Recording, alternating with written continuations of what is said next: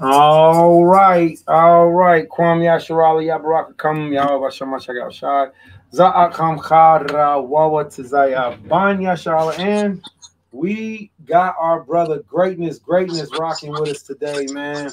So for those of you that are traveling in where I believe you're in North Carolina, yeah, I'm in North Carolina. we got Bruce in North Carolina. We got Bruce in South Carolina. We got Bruce in the Four Corners. We were just on with our brother Shashi Kumar, also known as brother Banya Rock, this morning, all the way from India. All right, so we back at it with round two. All right, finishing up this week's tour portion, and our brother from the Carolinas, man. Why do they call it the Carolinas, brother? I never understood that, man. Why do they call it? I'm not from North Carolina. I'm from New York, but I don't even know. Okay. Honestly, I don't even want to be here. Yeah. Okay. Well, hey man, how'd you end up getting down there, bro? Family tragedy. My mom moved, and I had to move with her. And after a while, I got on my own. Been out here for about 8 years. Yeah, so I've been living on my own for about like 4 years now. I had the same apartment. Oh, praise, man. I know it's a lot slower pace than New York. Gotta be, brother. Gotta be. Tell me about it. That goes without even saying, man. What about the ministry, brother? What's the walk like down that way, man? Hard, man. It's hard. Finally, I was just like before you called me, man. I was stressing, bro. You don't even know. I think you just saved my attitude. Nah, for real, man. So, because sometimes you'll catch yourself. I wouldn't say cursing at God, but like questioning Him too many times. Like, why am I going through this? You know what I'm saying? Like, you know. Yeah. It's just like it's hard, you know what I'm saying? It's like, dang, you could lighten up the load, but he chooses not to. You know what I'm saying? This is like, hey, that's real good. He could lighten up the load, but he chooses not to, man. That's real good. And it's just like that. I'd be like, why me? You know what I'm saying? I serve you like the army now. You know what I'm saying? But hey, that's it builds character. It builds character, and you just got to be grateful for what you have. You know, that's all that is, man. That's the real good when it builds character. All praise. You know what? I want to look at a few things, man. And every time somebody brings up a scripture or says something, you know what it does is it encourages me to think of, you know, something that the Most High gives me a word. So that's how He does with us. You know, He gives us a word to speak in season. Let me give a salute to our lion cub. We just got young Zakaria, all right, from the house of Karate Zaya just joined. All right, little young lion cub. He's been in his truth for Khan Shalom. I think Zakaria has been in his truth for about 9 years now. You know, yeah, Khan, all praise and keeping the Passover for 9 years, Feast of Unleavened Bread for 9 years. Little young lion cub, man, doing his thing. Hey, Zakaria, would you be available to read for us today? You know, I can't see very well, friends. Would you be able to read for us today a little bit?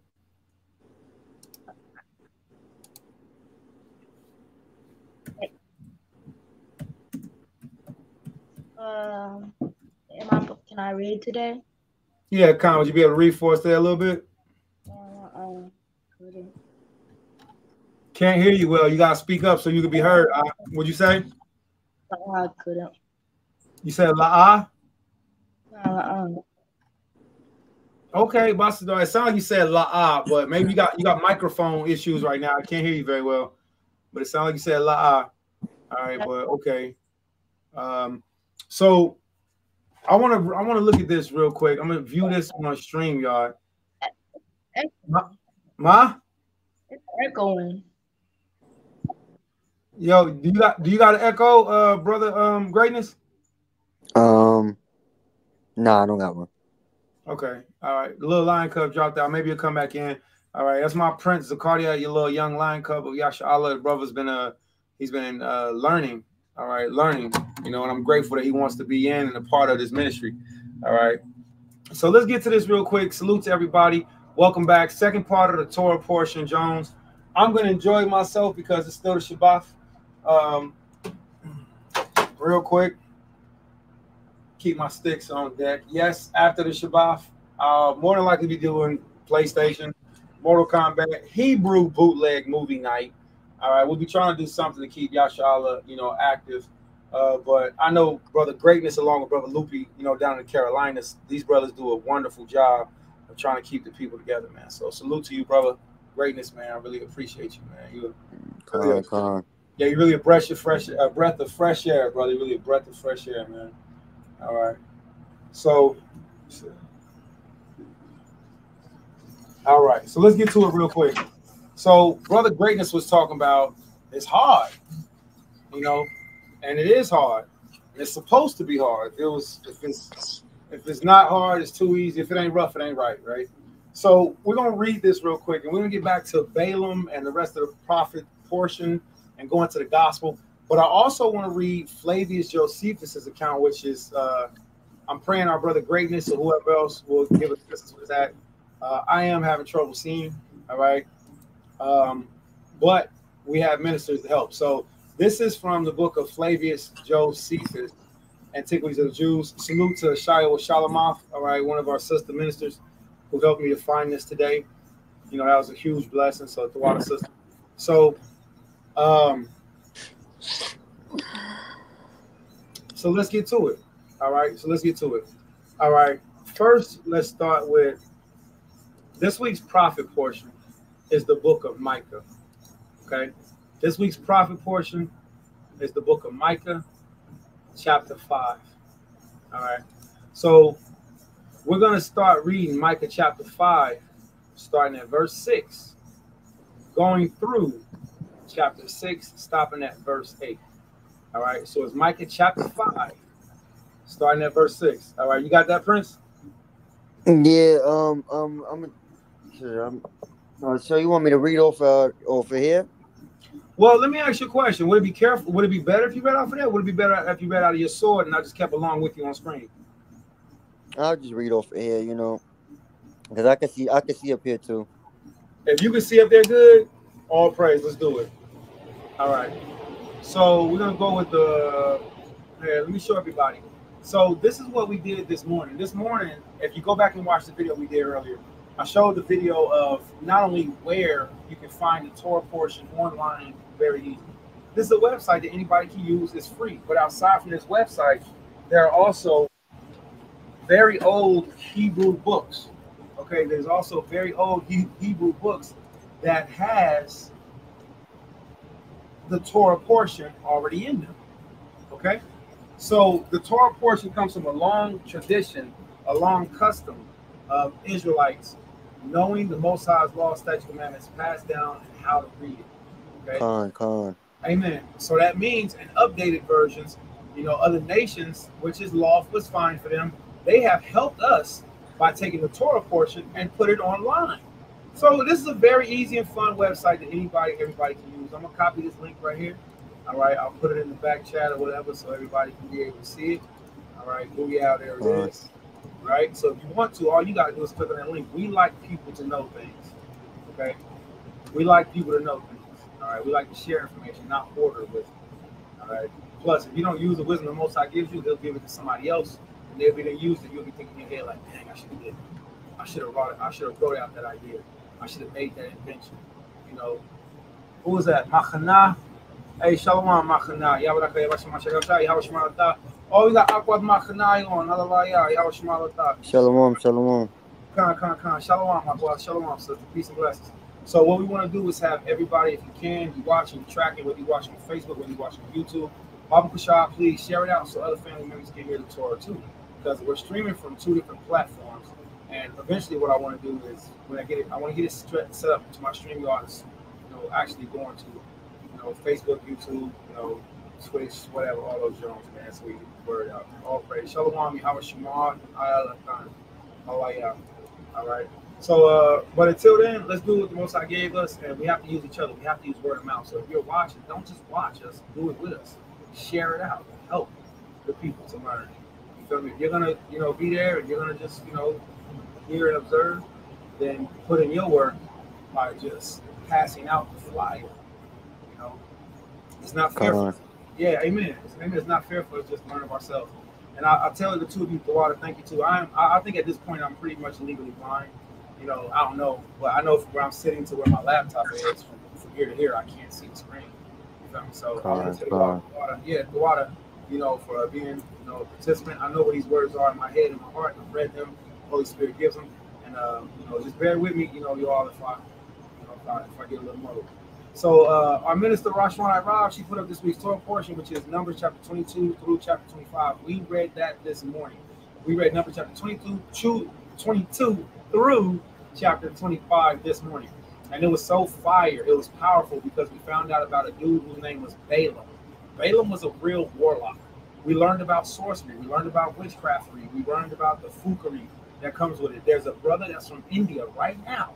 And if you don't know, the Hindu magicians, oh, they a whole nother level.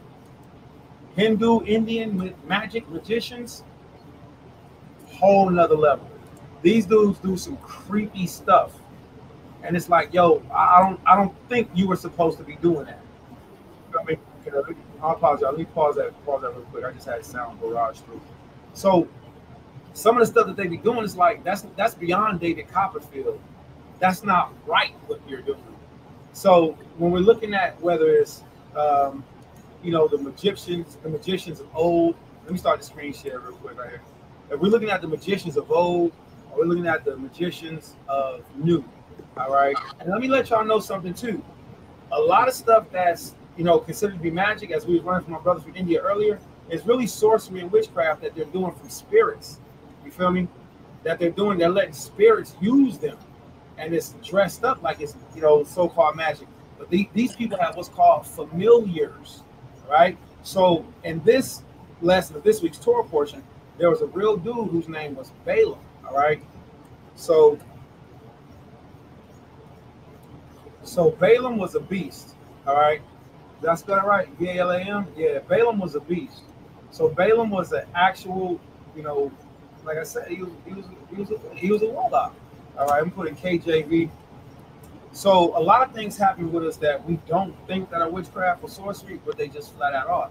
So when you look up the word divination, or when you look up the word enchantment, you feel me? Like, let's look up the word enchantment together, all right?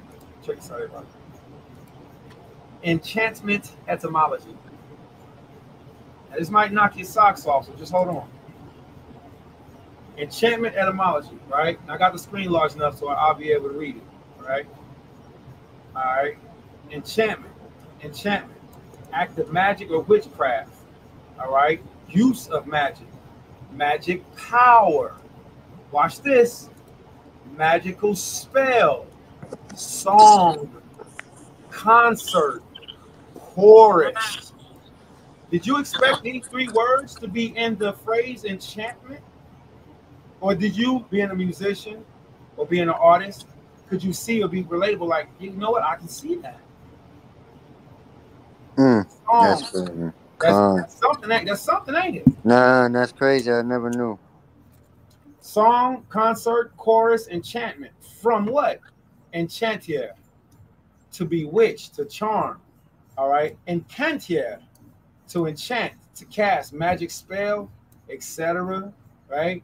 So we didn't think that to sing, like our brother Loopy, we got a beautiful brother named Loopy, and he's always talking about the music industry, so wicked. You know, he's always talking about the music industry. He's got a lot of inside information on that, and he's always talking about how the music ministry is used in wickedness, and it is allurement, enchantment, allurement, spell, enchantment. So the Most High tells us, he says, use not much company a woman that is a singer. Flat out. All right. So the Most High tells us to be careful. Why? Because we can accidentally become bewitched.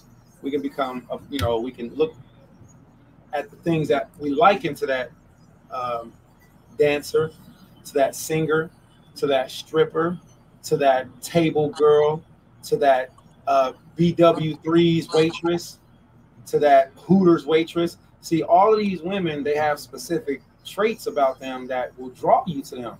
And sometimes what they say, use what you got to get what you want. All right, that's a form of witchcraft. All right. So that just leads into that's something we didn't expect to see, but we can see with how today's everything is on TV, is witchcraft and it's sorcery, and have y'all seen the new Sabrina the Teenage Witch? Man, that mug scary than a mug. Did you see it, bro? Nah, I didn't. Didn't. Nigga, the new Sabrina the Teenage Witch, dummy scary. Dummies. I don't even know why. I don't even know why. I tried to watch it, and then they started naming off real demons, and I was like, hold on, I know that name. I was like, wait a minute, I know that demon. They put it right in your face, man. And put it right in front of your face, B. Right in front of your face. Right in front of your face. It's just that if you dumb enough not to know the knowledge, then you won't know what they talking about. That's all that is.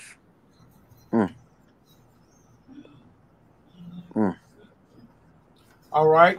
So real quick, I'm gonna pull this up. All right. Just a couple images. This is what's hold on, wait. Sabrina the Teenage Witch cartoon. This is what I kind of grew. Not these are the new ones, not these new ones. The old, I should say, original Sabrina the Teenage Witch cartoon. Yeah, all of this, all of this. There we go. This is the kid. This was the. Oh, that's Sabrina. She's a teenage witch. All right, that's what that. Look, let's get to this real quick. We're gonna start our screen share. We're gonna start our Torah portion reading. All right. This was it. This was the kiddie version. This was the, we're just gonna present it to you, and okay. Then it got a little bit more mature. Oh, okay, we got a real actress. Okay, she got a real little black cat. Oh, okay. And then before you knew it, booyah, it went totally dark. I mean, totally dark. This is I will not even watch this show. Man, listen, man. So the point of saying that is to say the funniness of, when I tell you this show is beyond creepy, this show is beyond creepy, man. And I know a really gothic sister, and she was like, you know what? That show is creepy. And she's gothic. And I'm like, oh, really? So she was like, she's named off the same thing I was saying. Like, yeah, they show a little bit too much in that movie. All right. So when we look at the definition of enchantment, when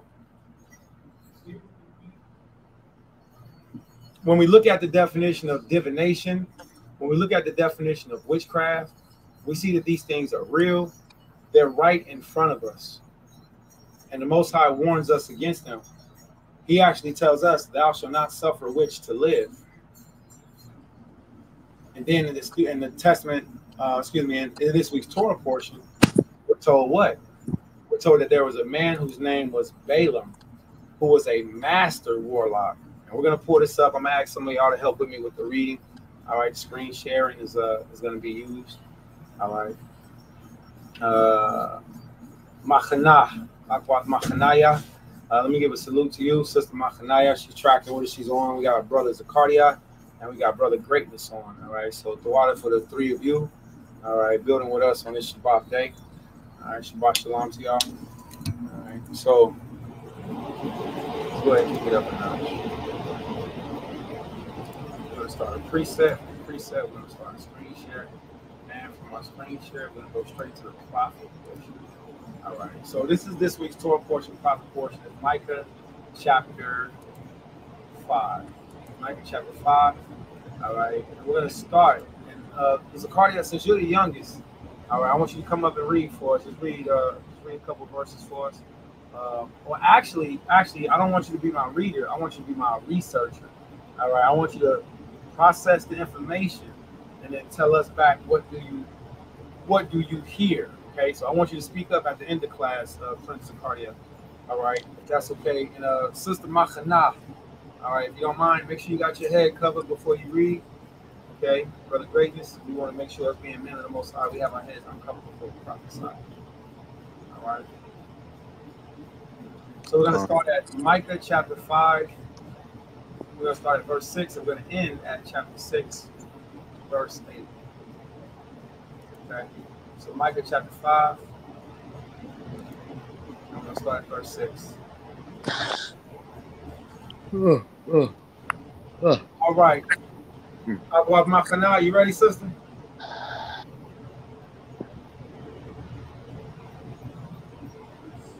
Abu Makana, you there? Your microphone might be muted. Double check, see if your microphone muted. All right.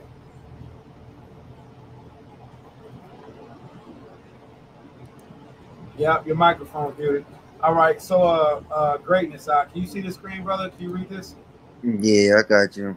All right. Good luck. This is Mike, chapter 5, verse 6. And it states, "And they shall waste the land of Syria. Azaria, which with the sword, and the land of Nimrod, and the entrance thereof. Thou shalt he deliver us from the how you pronounce that word again? It's okay, brother. The Assyrian. Assyrian. I gotta get that down pat. Assyrian. Yeah, no sweat. That's a nation, right? The Assyrian nation. Assyrian nation. Okay, Assyrian. When he cometh into our land, and when he tradeth within our borders, and the remnant of Jacob shall be in the in the midst of the many people, as a dew from the Lord Yahweh, as the showers upon the grass, that tarrieth not the man, nor waiteth for the Son of Man. And the remainders of Jacob shall remnants. be Remnants. Oh, the remnants. The remnants. Remnants. Remnants. Okay, and the remnants of Jacob shall be among the Gentiles in the midst of many people, as a lion among the beasts of the forest, as a young lion among the flock of sheep.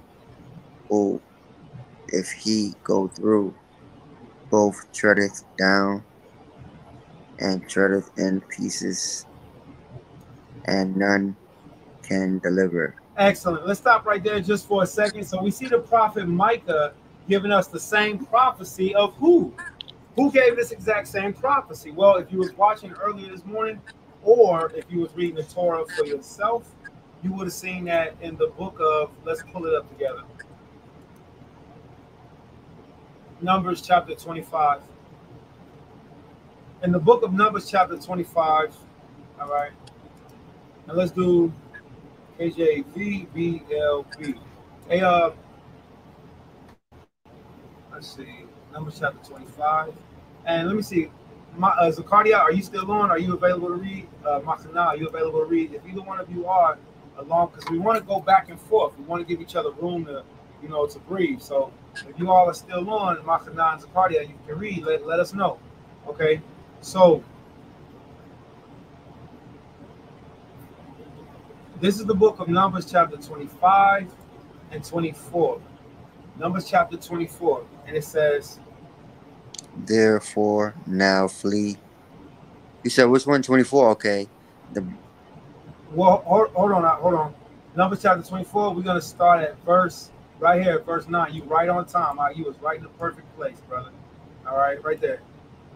So we had Numbers 24, verse 9. He coached, he lay down as a lion, and as a great lion, who shall stir him up? Right. Blessed is he that blesseth thee, and cursed is he that curses thee. All praise. So the Most High said the children of Israel is as a lion that couches down. That's another way of saying crouch. You know how a lion be like in the bushes, it'd be like that. Feel like get ready to pounce. Sometimes pit bulls do that too. Certain animals they'll go down low and pounce. This is how the Most High said out of the mouth of Balaam. Now earlier, if you all studied this Torah portion, everybody that's watching, listening online, if you studied this week's Torah portion, you would have seen that Balaam the magician was prophesying right here in Numbers chapter 24. He was paid to prophesy against us, to curse us. but all he could do is prophesy and bless us. So he said in the last days, Israelites is going to be scattered throughout the whole world. He said, I see them. He said, they're going to rule the world. And this is what we see going on right now. We see the Most High scattered Hayaladim, the children of Yasha'Allah, throughout the four corners of the earth. And in the process of scattering us through the four corners of the earth, verse 8, it says, and the remnant of Yaquab, Jacob, shall be amongst the Gentiles. And it says, in the midst of many people, as a lion amongst the beasts of the forest. So that means the Most High set up Israelites in wherever you are. And when he activates us and give us our power back, the other nations is going to be like, oh my goodness, these mighty children of Israel have been living amongst us this whole time. Listen, when an antelope sees a lion in the forest, and that lion is crouching, yeah. Oh, it's dip. They don't even wait to see if they want to attack them. That's good. Them boys get to bouncing. But that's how the Father has us set up. He says what? Micah chapter 5, verse 8. What that say out? As what? As a young lion among the flock of sheep. See, that's how people are going to be to us. That's how mighty Yahweh is going to make us. He's going to make you like a lion amongst the flocks of sheep. That's how the rest of the people are going to be. But this is why we have to walk in the law, statutes, commandments, judgments. We got to walk in this. It's called Hadarak, the way. Hadarak. You have to walk in Hadarak. You have to walk in the way of Yahweh. And if you walk in Hadarak, the way of Yahweh, this is a part of your blessing. This is a part of your heritage. To be ruling the world and to be endued with power like a lion amongst the flock of the sheep, who if the lion go through, both tread it down and tear it into pieces, and none can deliver. So the Most High is going to make it to where this is how we're going to be in the last days. Verse 9, come on. Thy hand shall be lifted up. Come on, some fuerte. I press it out. Push it. Some fuerte, brother. I'm deaf. Help me here, brother. Oh, my bad. Thy hand shall be lifted up upon thy adversity, and all thy enemies shall be cut off. Call hallelujah. Everybody that rapes, robs, murders, steals from, we are the last hired in the first fire. We see these other nations give these contracts to people that's less qualified than us, and then give us some subsidized, mess to try to live off of. All right. We see that these people are our adversaries, and thine hand shall be lifted up upon thy adversaries, and all thine enemies shall be cut off. Did you know this is in the Bible? We have adversaries. Yahweh says our hand shall be lifted up against them. This is the part of the scriptures that the church didn't teach us. This is the part. Why? Because the church had to keep us docile. The church could not let us know that we are the Israelites. Because the real Rosicrucians, the Catholic Church, all of the upper powers, the powers that be, whatever, call them what you want. Call them Illuminati, I don't care. The whole world knows what the Bible says about the Hebrews, what Micah prophesied, that we will be like a lion in the last days. That's why we come in like this now. And you women of Israel, y'all are lionesses. And you men of Israel, you princes, y'all are our lion cubs. That's why we love y'all and raise y'all like lion cubs. So when y'all get older, you can be like, I was raised like a lion, boy. I wasn't raised like a little boy. My Abba raised me like a lion. And so you daughters of Israel, so y'all can be like, I'm a lioness. What does a lioness do? A lioness go out and hunt and get the kill. Protects the whole pride. And you men of Israel, we're like lions. Christ is called the conquering lion from the tribe of what? The tribe of Judah.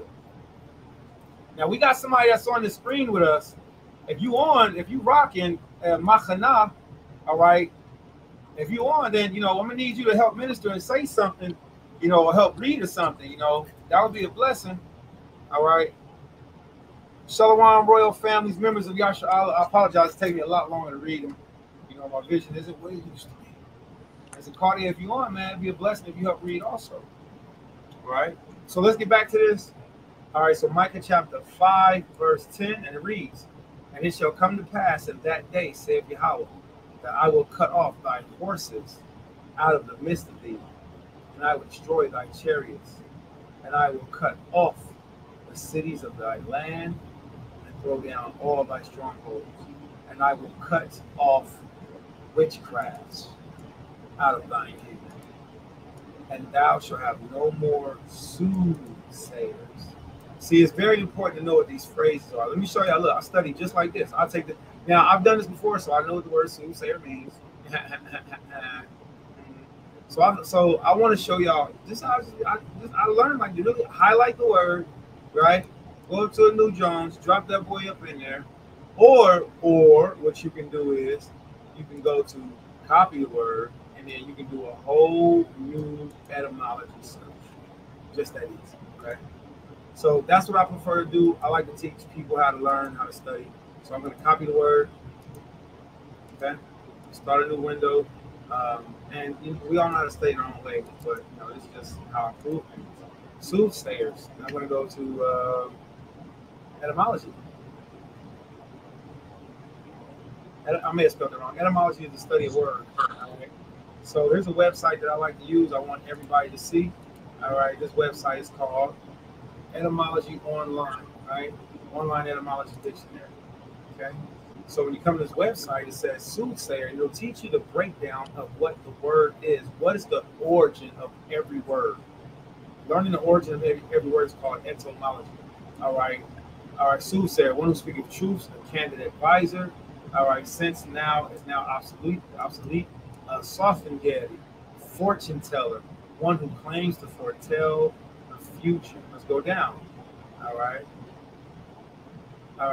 That's not a form of witchcraft, knowing the future? Yeah, you know what? I don't think so much it is a form of witchcraft, but how you come about your information. So say like if the Most High prophesies unto us and he tells us we're going to go into slavery if we don't obey, we're knowing the future. But if somebody goes and they try to channel the spirit of Azaroth, so Azaroth can tell the future, you with some witchcraft. Con. So it's a left hand and it's a right hand to everything. It's not what you do, it's how you do it. And there's an up and there's a down. So the Most High, he tells us to not promote or to perform witchcraft. All right? It's not something we're supposed to do. It's unlawful now, but we know that witchcraft is and was a real thing. All right, so let's get back to the word real quick. All right, I'm sure we can all see this. All right, the Most High says what? And I will cut off witchcraft out of thy hand, and thou shalt have no more soothsayers. Thy graven images also will I cut off, and thy standing images out of the midst of thee, and thou shalt no more worship the works of thine hands. So when we're looking at the works of thine hands, we're looking at any form of idol worship, any Christian crosses, any Kabbalah shrines, any East Indian Kabbalah worship. But let me show you all something else too, right? So Roman Catholic Church idols. Literally all you gotta do is use the word Roman, same phrase. Roman Catholic Church idols. Go to Google Images and your screen will be full of nothing but idols.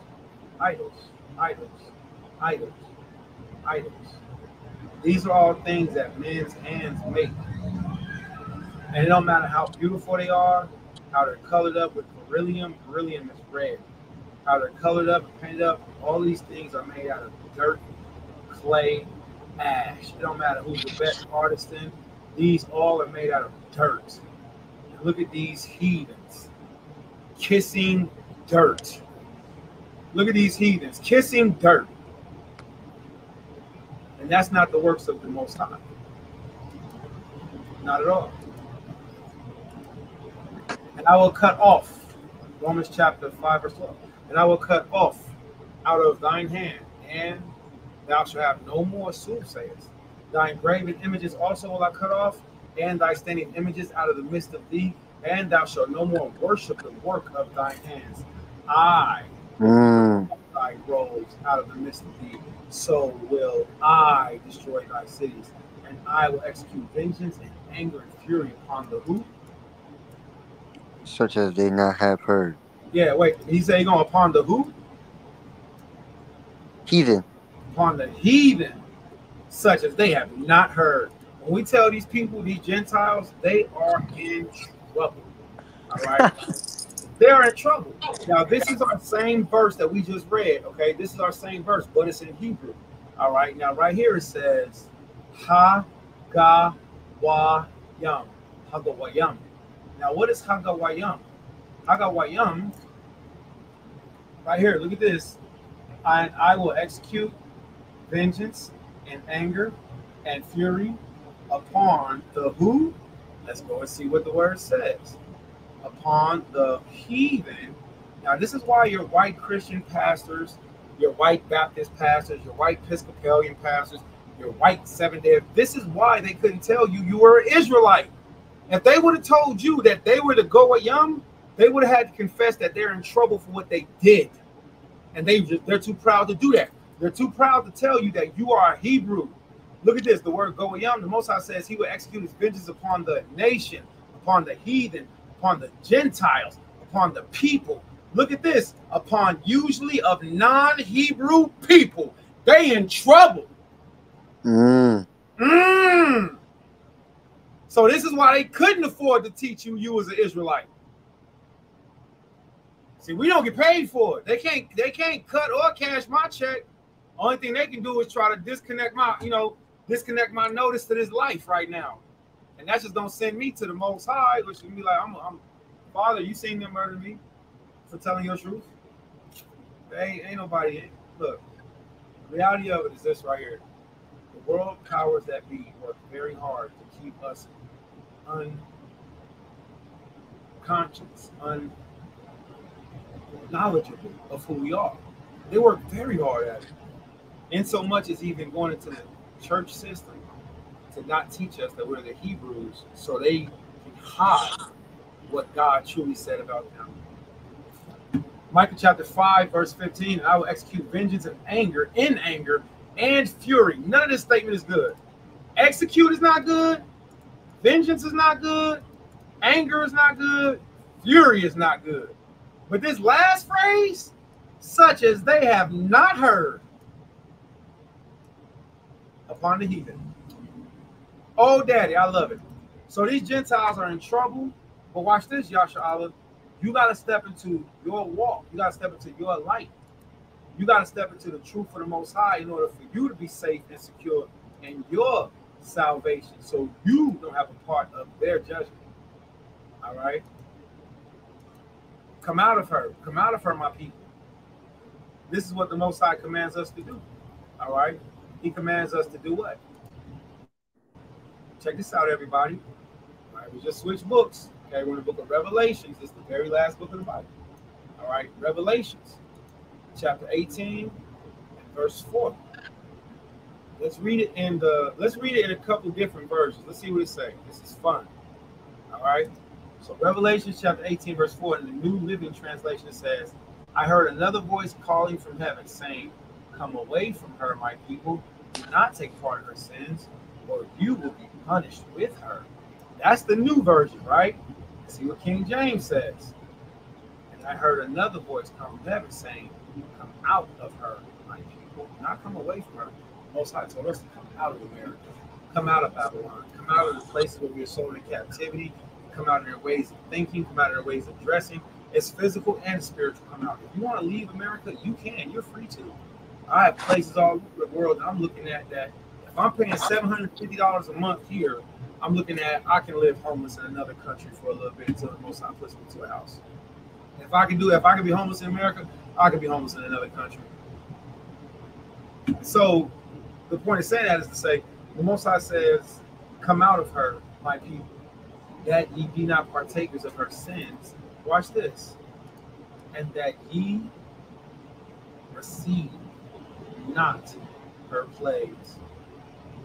So we got to come out of Babylon. We got to come out of Babylon. All right.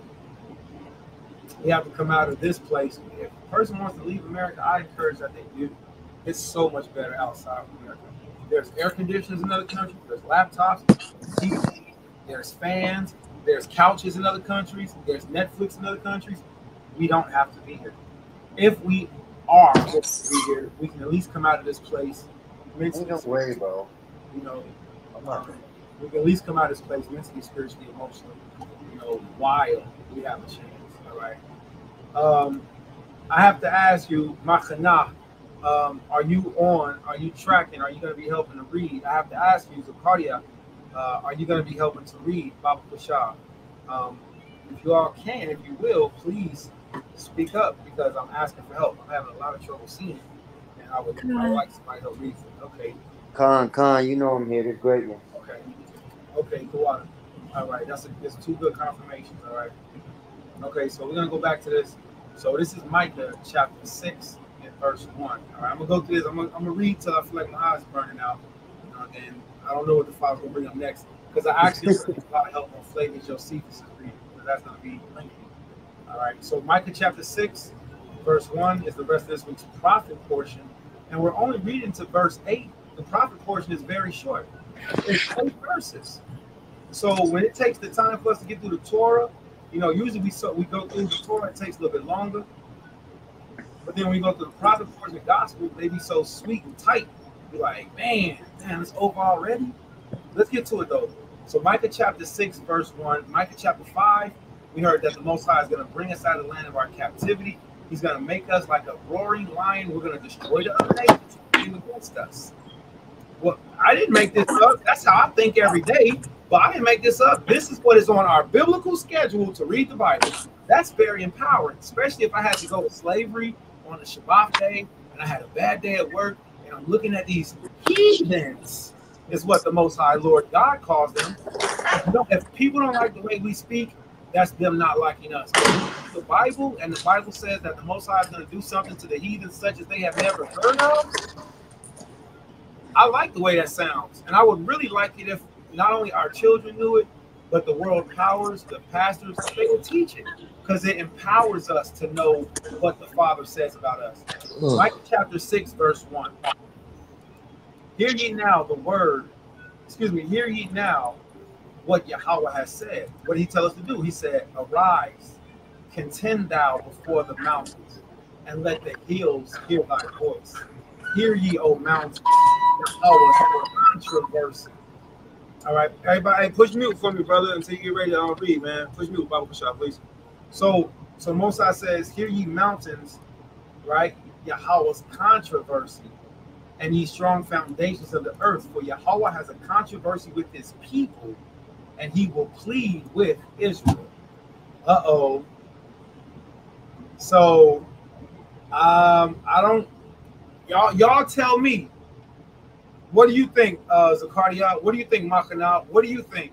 Just by reading greatness, what do you think? Just by reading the beginning of this, does it sound like whatever Yahweh is going to say is in or against us? I mean, excuse me, is it for or against us?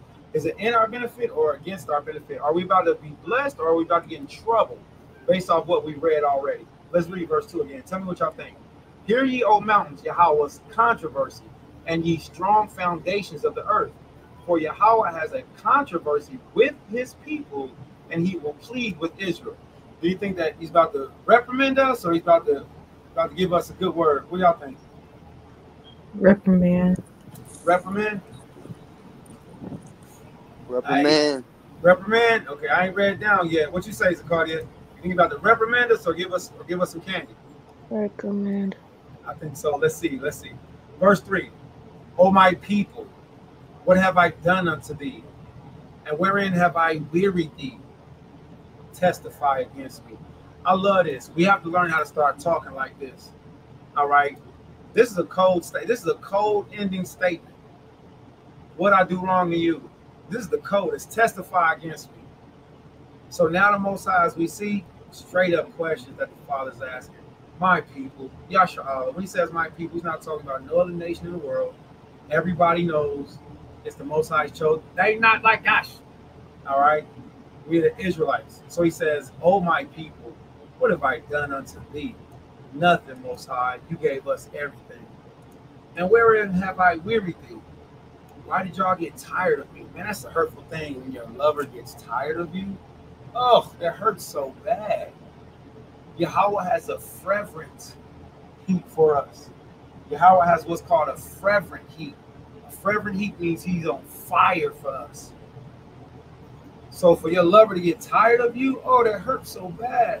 Wherein have I wearied thee? And then he says, testify against me. Tell me what I did wrong. Now watch this, everybody. What we're about to read is what Yahweh did for your grandparents. He didn't do this for the whole world. He's a God of one nation. Even though he's the God of the whole world, he made everything. He's literally the God of one specific nation that he chose. Let's see what he said he did. Verse 4. For I brought thee out of the land of Egypt. In case you all forgot, Egypt is considered the land of slavery. And redeemed thee out of the house of servants. And I heard, and I sent before thee Moses and Aaron and Miriam. O my people, remember now what Balak, king of Moab, consulted, and what Balaam, the son of Beor, answered him from Shittim unto Gilgal, that ye may know of the righteousness of Yahweh. Now let me stop right there because some of you may have missed earlier, or you may have not heard the history, the antiquity of what happened. Yahweh, first of all, he's reminding us that he delivered us out of slavery. He redeemed us. We're not servants no more. We're not slaves no more. No esclavo, no esclavo, no esclavo. Not a slave, no slave, no esclavo. No esclavo. I'm not a slave. I'm not doing that. Because Yahweh set us free.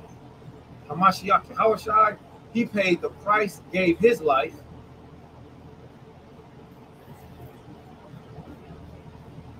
That's powerful. And then what else did he do? He gave us Masha, Moses. You got to remember all the things that the Most High did for us through Moses. How beautiful and righteous Aaron was. And how Miriam prophesied and sang for the children of Israel. You got to remember your grandparents. So the Most High is reminding you, he said, what did I do wrong to you? What did I do?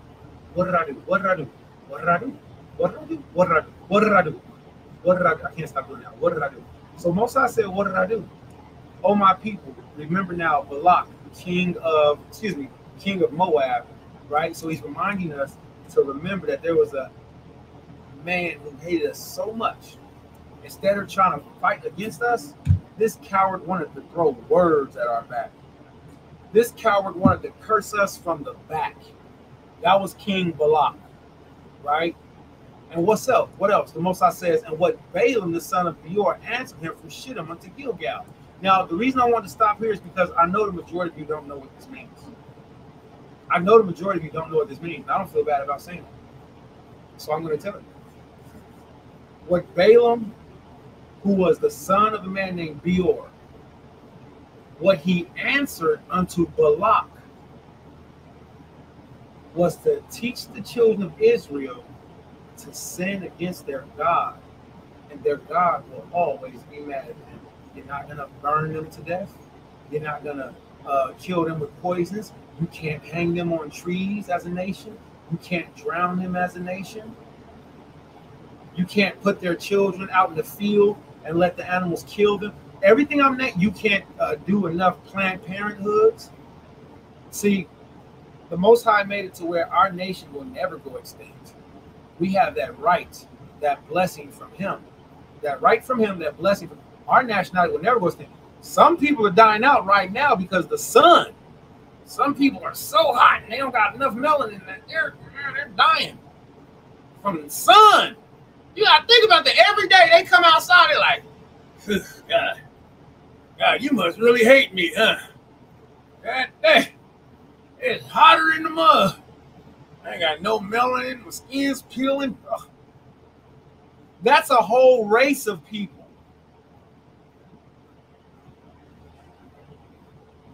So the Most High, he made it to where we won't die out.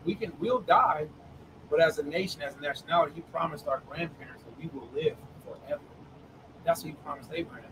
And then even after we die, in our walk, if our walk has been righteous, and it's been accepted by Yahweh's laws, statutes, commandments, judgments, and we've been living according to loving Hamashiach Yahweh, who the world ignorantly and sometimes actually called Jesus Christ, and we've been living according to him, along with keeping his laws, statutes, commandments, then there is a possible way that we'll live with our grandparents and our parents again, those loved ones who already passed away.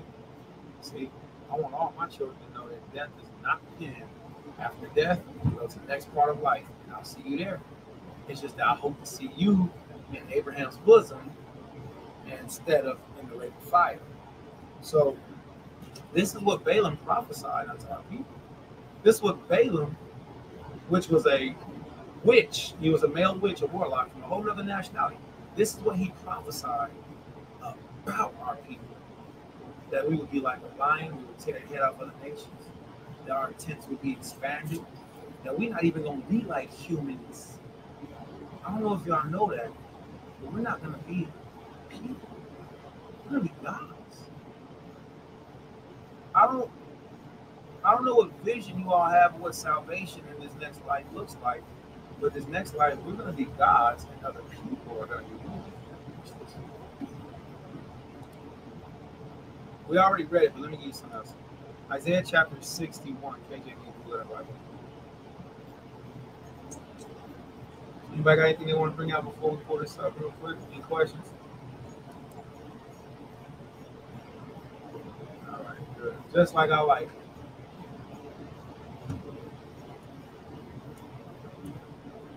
Nice and uncooperative.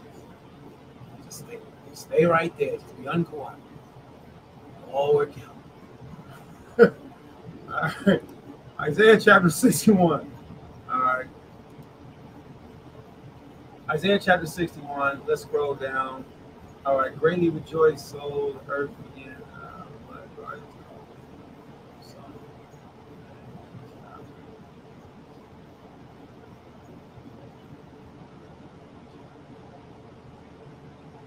Isaiah chapter 61, verse 1. The Spirit of Yahweh is upon me because Yahweh hath anointed me to preach good things unto the meek, or those that are lowly, right? He hath sent me to bind up the brokenhearted, to proclaim liberty to the captives. That's us, Yahshua, right? We're the brokenhearted, right? But there's other nations that are brokenhearted. I'm telling y'all specifically to proclaim liberty to the captives and the opening of the prison to them that are bound, to proclaim the acceptable year of Yahweh and the day of vengeance of our God. Listen, the day of vengeance is what we were reading about as far as the Messiah coming back to destroy things. He ain't coming back to set things in place. Christ ain't coming back to have a tea party. He's coming back and destroying, and we want to be on his good end so we get gathered up. Y'all see all these UFOs all over the world? What y'all think they're here for? For a light show? What y'all think they're here for? To throw a party and play music out of and beep, beeping, beep, beep, beep, beep, beep, beep, beep. These are the chariots of God. These are the vehicles of God that are going to gather the children of Israel from all over the world and are going to cause and bring destruction. All right? They're already documented about it. I'm not doing YouTube and Facebook and TikTok information. This is what we've read. And then we've read it from thousands of years of information, and then we see it in front of us today. To comfort all that mourn, to appoint unto them that mourn in Zion. Where? In Zion. And where? In Zion. In America? In Zion. In Russia? In Zion. This is how we know it's talking about the Israelites. To give unto them. Y'all see this? So to give unto the Israelites beauty for ashes, the oil of joy for mourning, the garment of praise for the spirit of heaviness, that they might be called trees of righteousness, the planting of Yahweh, that he might be glorified. Let me explain. If a tree is planted by water, that tree doesn't soon die. That tree consistently has hydration to drink from and is well nourished and taken care of. The Most High will be our living stream. We are the Israelites. We are the ones that the Most High said that he would choose for his mercy and righteousness. But our grandparents, right? Watch what the Most High said. He said, watch this, verse 7. He said, for your shame, you shall have double. For your confusion, they shall rejoice in their portion. For our shame and everything that we went through as a nation, I have to say, being raped, robbed, murdered, being cast into prisons, being given sicknesses by the government. They purposely put syphilis in our people to make it see how's this going to react to the human body. I got an idea. Let's use niggers. And then had the audacity to try to start a hospital. They are the devil that the Bible speaks of. The Most High said, for your shame, ye shall have double. For your confusion, the Most High said, they shall rejoice in their portion. Rejoicing in our portion, we have to go and learn what the scripture says we will be receiving from the Lord. From us going into being nothing, and niggas, and spicks, wetbacks, and dotheads, and camel jockeys, whatever they call us, all over the world. The Most High said at the end of it, he said, we're going to rejoice in our gifts and our portions, the thing he's going to give us. This book is entirely in your benefit, Negroes. Y'all need to read and listen. Once you see you in the Bible, it looks totally different. Therefore, in their land shall they what? Possess the double, everlasting joy unto them. I told you, Negroes, you are going to live forever when Howard returns. I wasn't playing. Certain things I'm just not interested in. Certain things I just don't like doing. Certain things I just look at as a menstrual cloth. I'm like, that's just a, no, I don't need that. No. I'm trying to get to my everlasting joy. Not my temporary, not taken away in a moment, not here. Enjoy it while it lasts. No, go away. You go away. You go away. I want everlasting joy. Look at this. Verse 6. But ye shall be named the priest of Yahweh. Men shall call you ministers of our God. Oh, you all are the Israelites. Oh, y'all are the ministers of Yahweh. This is coming soon. All right. Con. Yeah. Con. We're not gonna be, nobody's ever gonna bother us again. And this is what we're fighting for. No bullies. I was bullied as a child. I'm bullied now as an adult. There's not going to be any bullies in the world. Most High said, ye shall, here's one of my favorites. Ye shall eat the riches of the Gentiles. Thank you, Father. You mean everything they get, we're going to get? Watch this. And in their glory shall ye boast yourselves. All these nice big houses and cars and land and toys and yachts and all. Listen, let them have all their trash for right now. Yahweh said we're going to own them and their possessions in the end. I'm not scared to say it. I can read what the Bible says. I don't have a pastor over me that said, no. You can read the Bible. I can read the Bible. I'm an Israelite. This is what the Bible says about me and my people. Verse 9. And their seed, look at this, and their seed shall be known amongst the Gentiles, and their offspring among the people. All that see them shall acknowledge them, and that they are the seed which Yahweh has blessed. Why didn't our pastors tell us this? They had us standing in church all day, all night, paying, coming back regularly, and this word, this truth right here has been free this whole time. You have a right to hold your head up higher, brother, sister. You have the right to hold your head up higher, child of Israel. The Most High said you were special, and then wrote a whole book about you, and even said you were going to inherit the people who sold you into slavery. I'm all with it. Please tell all my white friends, Arab, East Indian, African friends, that they are safe in the stable of Karat Zion.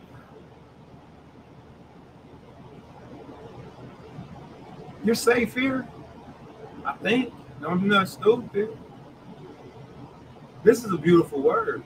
You got to start thinking like this. This is why European Jewish people act funky and standoffish towards you, because they taught their children from the beginning that you are Israelites and they're Jewish. They taught their children from the beginning. They taught their children lies. Blasphemy. Blasphemy, my Lord. Excellent. They taught their children lies, so it's time for us to recultivate our minds. We have to read what this Bible says. If somebody doesn't like what I said or how I said it, I'm got nothing to do with that.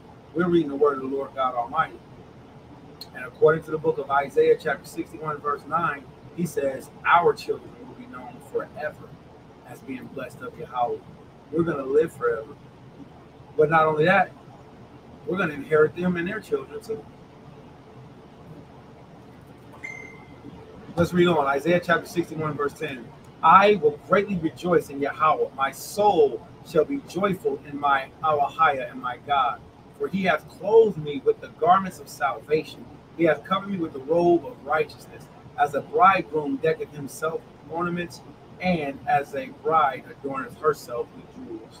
For as the earth bringeth forth her bud, and as the garden causeth the things that were sown in its sown in it to spring forth, so Yahweh will cause righteousness and praise to spring forth before all the nations. So at the end of our, and that's how we say in the name of God, in the name of our Savior. God's name is the name of Savior Jesus Christ. So the point of saying this is to say, when you read Isaiah chapter 60, start at verse 60, 61, 62, all the way to 66. It's so beautiful. It's for our benefit. The prophet Isaiah just goes all the way through and bigs us up, bigs up the Most High, tells us how the Most High is going to bring us home. Let's read this real quick. Isaiah chapter 62, verse 9. But they that have gathered it shall eat it and praise Yahweh. And they that have brought it together shall drink it in the courts of my holiness. Go through the gates. Prepare ye the way of the people. Cast up the highway. Gather out the stones. Lift up a standard for the people. Behold, Yahweh hath proclaimed unto the end of the earth. Say ye to the daughter of Zion. It don't say to America. It don't say to USA. It don't say to no other country. It's talking. It ain't even talking. Listen, the Most High so fly with it. He thought ahead of time because he knew that they were going to be like, we are Zionists. We're the Jewish nation. But the Most High didn't say Jewish. The Most High didn't say Zionists. The Most High said, say ye to the daughter of Zion, behold, thou salvation coming. Hey, you daughters of Israel, your salvation is coming, but you got to stay on the path. Behold, his reward is with him and his work before him, and they shall call them the holy people. Look at that. We will be called the holy people, the redeemed of Yahweh. Do all the other nations of the world need to be redeemed? No. You Negroes that's descendants of the slave trade who ain't received no reparations, that's right here, right now, getting murdered in the streets of America, and ain't nobody came to help us. The Most High says we will be the redeemed of Yahweh. There ain't no Chinese rally, ain't no, Cambodian people coming to help us. We are on, what did Dr. King say? He says, I am afraid I have led my people into a burning house. Teaching them to integrate. He taught us to integrate. I said, man, I should have did that. I led my people into a burning house. That was one of his last speeches. And for those who don't know, Dr. King knew we were Israelites. Go and listen to his last speeches. He kept calling us the children of God. He kept calling us the Hebrews. He kept calling us the children of Israel. Dr. King, which I had to repent for doing a negative video on, Dr. King was teaching that not only were we the children of Israel, when he was saying I had been to the mountaintop, Dr. King went to Jerusalem. He went to Tel Aviv, the same place that me and my friends and families go to. And we was like, oh, those are the projects that Dr. King was staying in? The government of Israel, the Israeli government, built projects in Jerusalem for Negroes to move back into. And then they moved their own people into it. They scams. So we are the redeemed of Yahweh. Let's read this again. And they shall call them the holy people, the redeemed of Yahweh, and thou shalt be called, sought out, a city not forsaken. At this point in time, everybody's going to be trying to find Israelites to Hebrews. And at this point in time, our home is where everybody's going to gather to. Now, if that ain't encouraging, I don't know what to tell you. You have so much more in store to look forward to what you think. You just gotta hear it or read it, or have somebody read it to you. You have a great heritage and legacy ahead of you. All right, you just gotta go get it. Okay. Micah chapter 6, verse 5. O my people, remember now what Balak, king of Moab, insulted, and what Balaam, the son of Beor, answered from Shittim unto Gilgal, that ye may know the righteousness of Jehovah. Verse 6. Wherein shall I come? Wherein shall I come before Yahweh and bow myself before the high Elohim? Shall I come before him with burnt offering, with calves of a year old? O Yahweh, be pleased with thousands of rams, over 10,000 rivers of oil? Shall I give my firstborn for my transgression, the fruit of my body for the sins of my soul? He hath showed me, O man, what is good. And what doth Yahweh require of me? But to do justly, and to love mercy, and to walk humbly with thy Elohim. This is a powerful statement right here. Look, what does Yahweh require of you? It's a few easy things. It's so beautiful. What does Yahweh require of thee? We have to practice doing justice. We might have to look up justice. We might have to go to this verse in Hebrew and say, what does this word mean in Hebrew? Okay, I'm going to practice that. We have to do what else? We have to love mercy. Man, I haven't been a very merciful man. So that cuts me right there. That means I got to become more merciful. I love to be just. That makes me feel good to be just. I like taking the low road. Sometimes I'm not merciful. When I was younger, I wasn't merciful. But I need to learn to be more merciful. And what else? And to walk humbly with my Elohim. I think that's something all of us can learn, right? That don't sound too hard. Verse 9. Yahweh's voice crieth unto the city, and the man of wisdom shall see thy name. Hear ye, Salah. Hear ye the rod, and whom hath appointed it. Hallelujah. Hallelujah. Hallelujah. That's the conclusion of the prophet portion of this week's Torah portion. All right. So we see the same thing the prophet Micah tells us. It's the exact same thing that the prophet Balaam, who was a wicked teacher. He was actually, he was great at what he did. He got paid. He's great. He's an actual prophet. He was a prophet to the Gentiles. So we got to do better than those that were before us. Watch for the traps, the pitfalls. All right. I pray that somebody had heard or learned something. Earlier, when we were going in, our brother from India, he was talking about the sorcery. He was talking about the witchcraft. You know, not only that happens in America, but it happens in Africa. He was mentioning how there's people in Africa who do witchcraft and sorcery that can make sticks walk. They can put sticks together and make the sticks take animated life. How the statues in India, how some of their heads move, how some of their eyes move, how these inanimate objects are given false sources of power, false sources of life. Because not only do people believe in them, but they're also being controlled by unclean spirits. All right. We see that witchcraft and sorcery is a real thing. All right. I'm gonna open up the floor real quick so we do politics and we chop it up about it.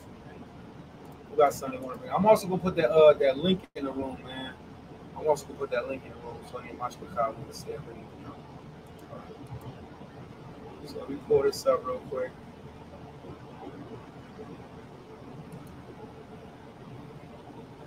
All right. All right, we're going to share this on our screen instead. Now, the reason why I want to do this is because remember the Most High told us to remember what Balaam and Balak did to us? You can't remember if you don't read it.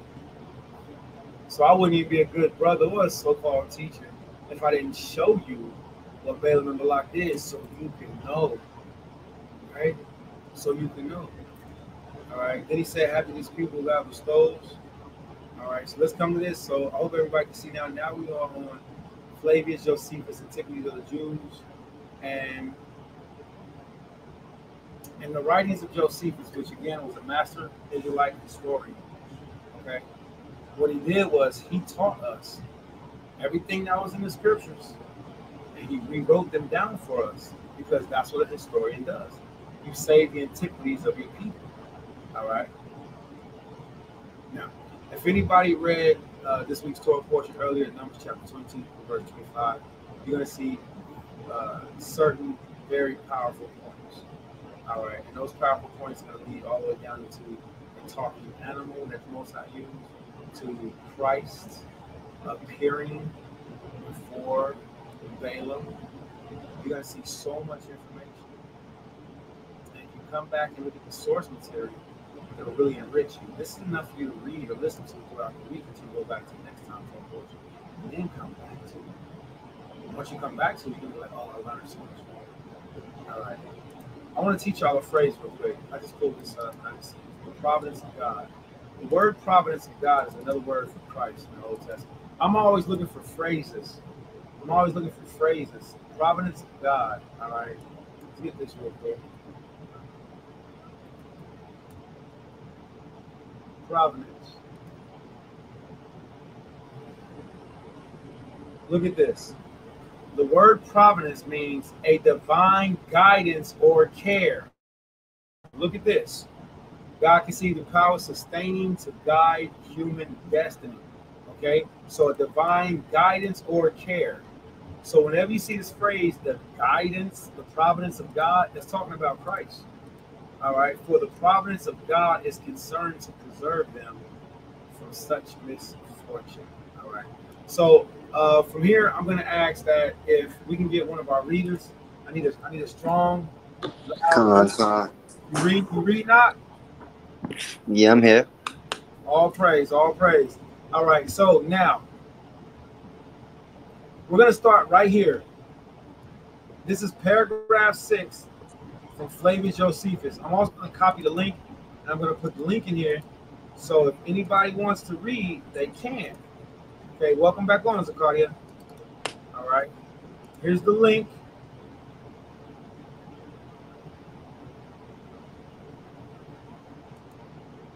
Hi, me.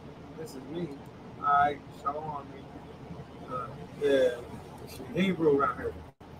So, anywho, so this is the link. If anybody chooses to click on this link, and in the process of clicking on this link, what it's going to do is it's going to bring you to Flavius Josephus, Antiquities of the Jews, as you see, book number 4. Book number 5.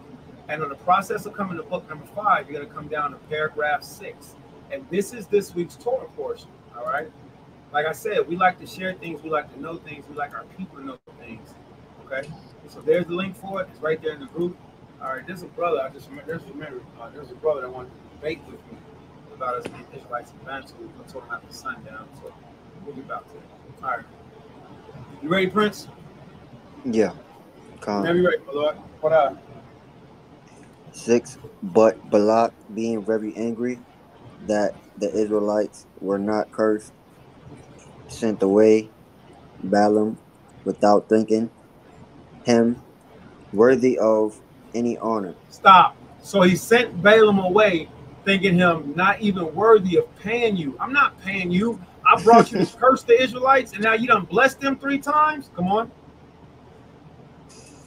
Whereupon, when he was just upon his journey, in order to pass the Euphrates. Okay, Euphrates. He sent from Balak and from the princess of the Midianites, and spake those to them. Stop right there. So, throughout our excellent reading, so Balak got fired from his job because he kept blessing the Israelites instead of cursing us. And when he got fired, he wanted so bad. Balaam wanted so bad to still get the job done.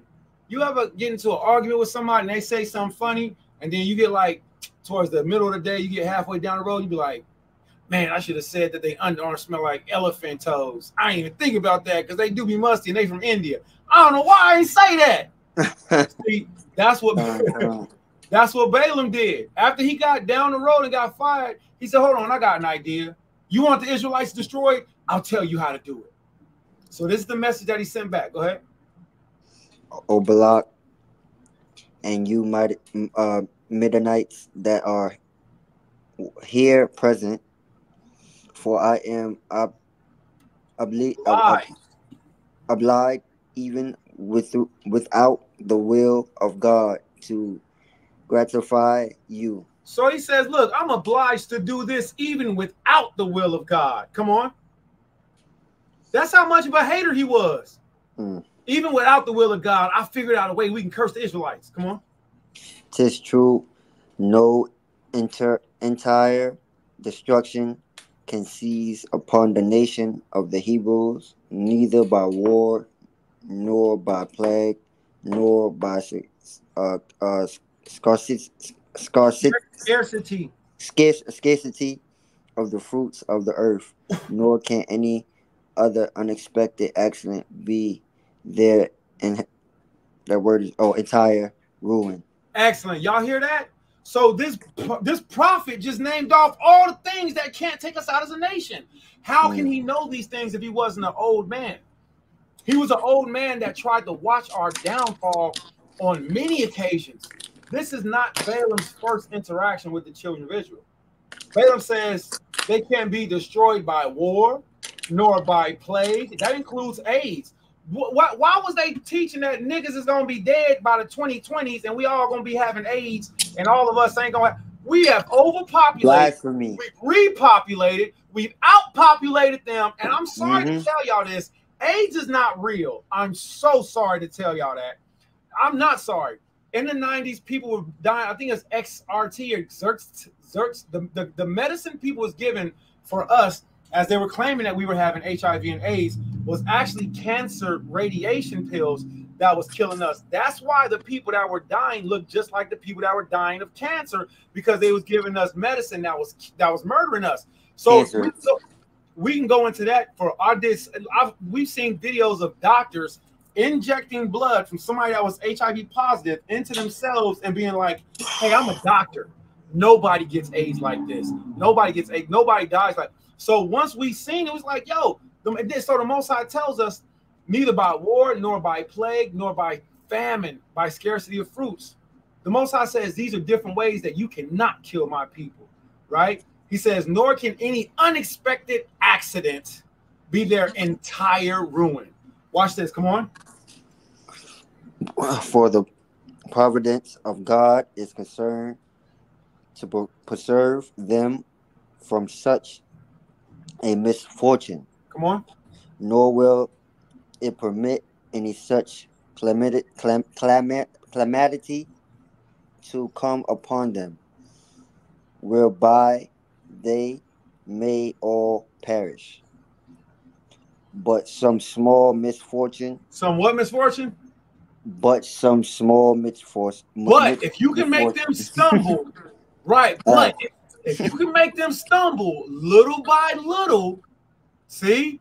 So Balaam came up with a terrible plan for the children of Israel. And this is why the Most High said, remember Balaam, remember Balak, because we can fix this.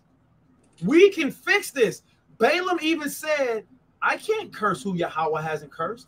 So when niggas is talking about, yo, we under the curses, we curse. We don't have to be under the curses. We just do the opposite of what the Most High said we would be in trouble for. So once I seen that, I was like, okay, well, these are things that I'll cut out of my life and hope and expect Yahweh to heal and help me with. And he has. And he does it for everybody that's a believer in him. So he says the providence of God is concerned to preserve them. The providence of God, that's the nature of Christ. He is concerned to preserve us, right? He says this, but by some small misfortunes and what? And those what? For some small time, whereby they may appear to be brought low, may still befall them. But after that they will flourish again to the terror of those that brought those mischiefs upon them. He says, but listen, after that, they're going to come back and they're going to whoop anybody who did these things upon them. Come on, let's read. So that if you have a mind to gain a victory over them for a short space of time. You will obtain it by following my directions. Do you therefore set out the cometh line? The comeliness. I'm sorry. Comeliness. I'm sorry. Comeliness of your daughters as are most Eminent for beauty. eminent for beauty, and prosper to force and conquer the Modesty. modesty, ugh, the modesty of those that behold them, and these decked and trimmed to the highest degree you are able. Let's stop right there. Let's take a brain stretch, everybody, because sometimes we have to stretch our brains, and that's fine. It's not an easy task to put your eyes, your mind, your mouth all to work. And sometimes reading in a dialect that we're not used to. Yes, these are English words, but the way that they're formed are different. Flavius Josephus wrote like this because one, he was a scholar. Two, it helps us to learn as we read the words like this. So it takes time and practice. Our brother is a minister, and he's blessing us excellently. The water for your time, huh? This is what Balaam suggests. He said, take your comeliest daughters. That's the most beautiful. You can call a woman comely. You can even call a woman handsome. It's not an offense to call a woman handsome. Take your most comely of such of your daughters as our most eminent. Take your finest daughters and proper to force and conquer the modesty of those that behold you. This is how you beat the Israelites. You set your daughters in front of them. Balaam told him to choose the daughters from their nation to seduce the men from our nation. And that's how you make these Negroes fall. Use your women. Use your daughters. But wait, it gets worse. Come on.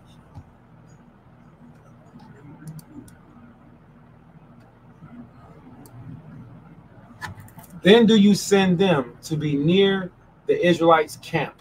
You there, Op? Oh, my bad. I had it on had it on mute.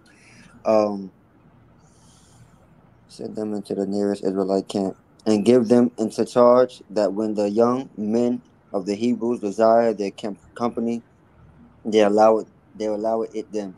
So holler at, let your daughters holler at them. Go ahead. And wait, yeah. And when they see they are enamored. I never even seen a word it's like okay. that. Check this out, everybody. The word enamored means I love you so much. I'm enamored. Baby, I want to baby. That's what enamored means. Okay. Right. Okay. Wisdom. Enamored of them, let them take their leaves.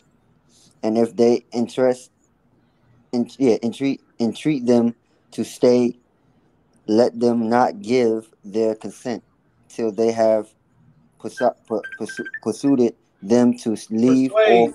Persuaded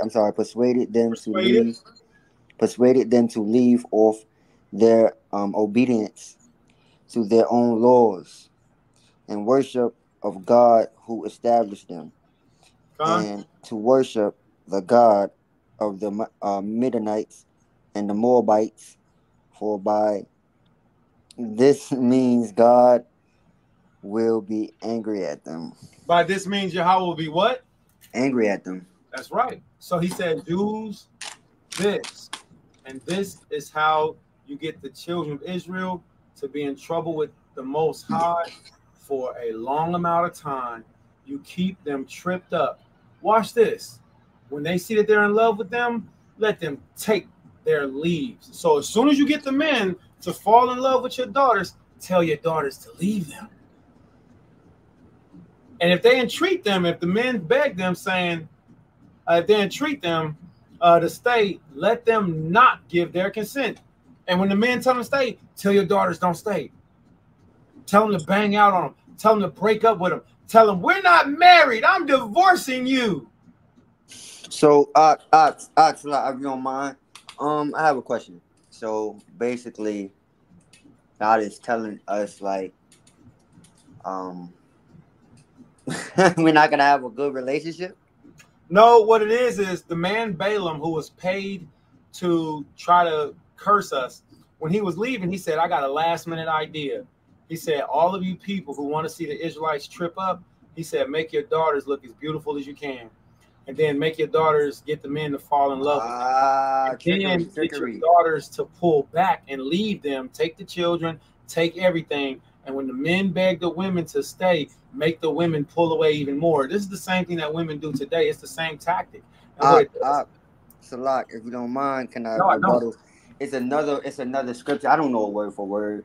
I can tell you a lot of things I know about the Bible, but I can't tell you word for word. But it says in the Bible, it definitely says, don't be intrigued by her eyes and what she looks like, for she can fool you. You know what I'm saying?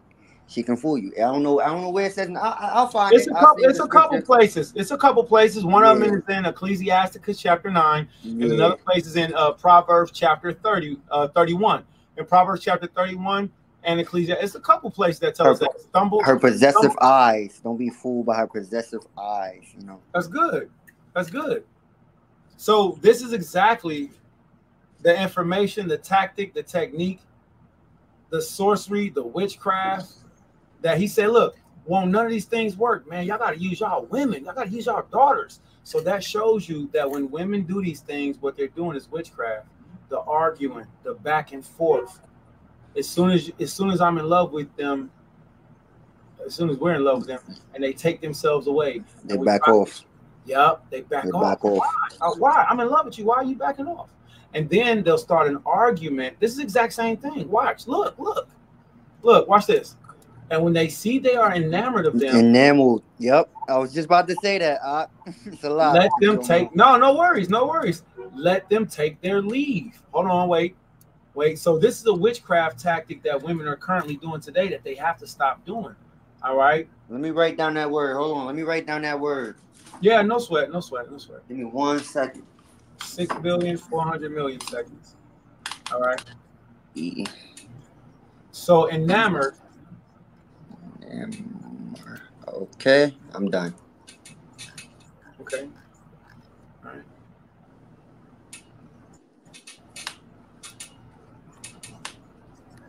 Good? Yeah, we good. Good bread. All praise. All right, so let's get back to it then. All right, so and when they entreat them to stay, let them give not their consent. Right? See that? So they have persuaded them to leave off their what? Persuaded them to leave off their what?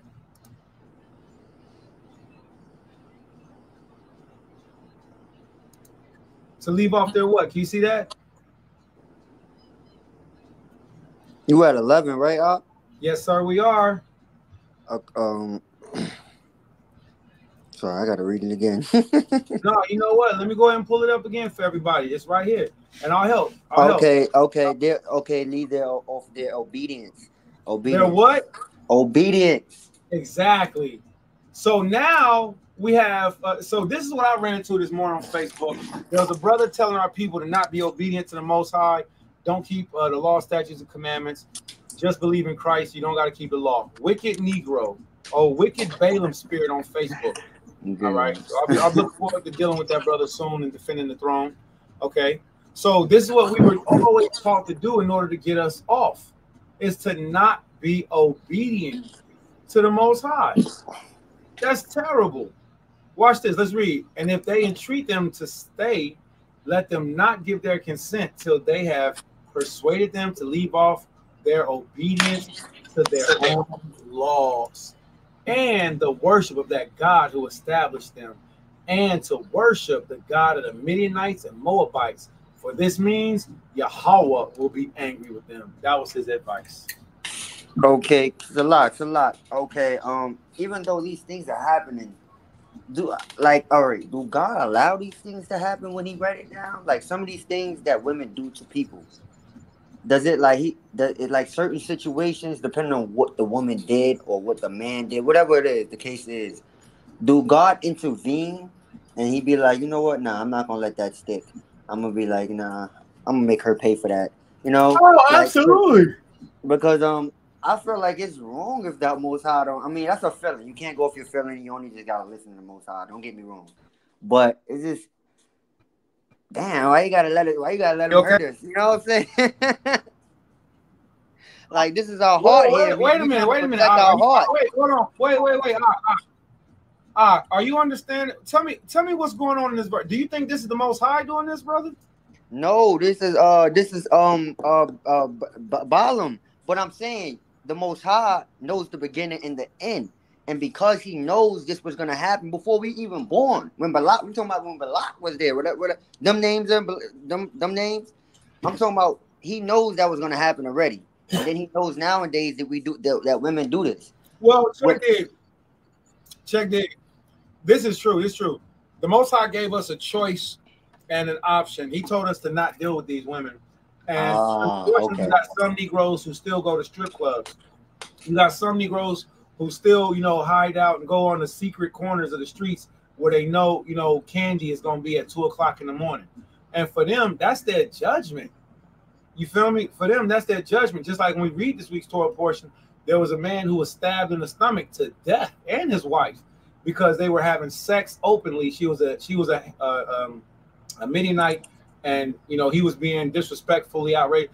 And so the point is, yes, the Father knows that these things are here, but He don't force us to do them. So Right. Okay. And that's men why. who went through this. Salak, if you don't mind. So that's why it says it gives us the free will to basically mess up our own life. If we want to, basically. If you have a choice here, No, and to then it basically also says our people are save our destroyed own from life. lack of knowledge. Because see, like I didn't know that, and you know that, you have more knowledge than me. You know what I'm saying? So our people are also destroyed from lack of knowledge. If I knew the knowledge, then I would know what to watch out for. This is true. This is true. If we know the knowledge and we know what to look out for, this is true. So this is why this is why we teach, talk this. This is why we show this to everybody, to each other, and this is why we remind ourselves, so we can be reminded of the knowledge that we lost. You feel me? Like the brother said, these people are destroyed for lack of knowledge. Since they have rejected knowledge, I will reject thee, and they should be no priest to me. So let's get back to this, man. That's excellent, right? So he says, through this way, by this means, it says, for by this means God will be angry with them. Right. Accordingly, when Balaam had suggested counsel to them, he went his way. Now let's read this. Hey, Sister Machanak, are you available to read real quick?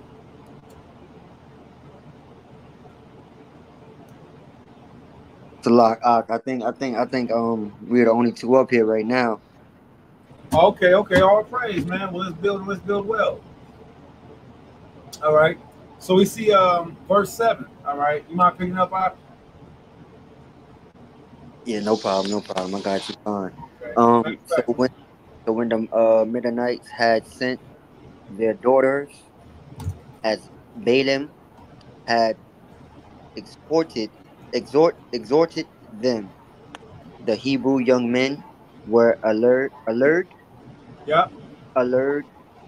by their beauty. So they was intrigued by their beauty.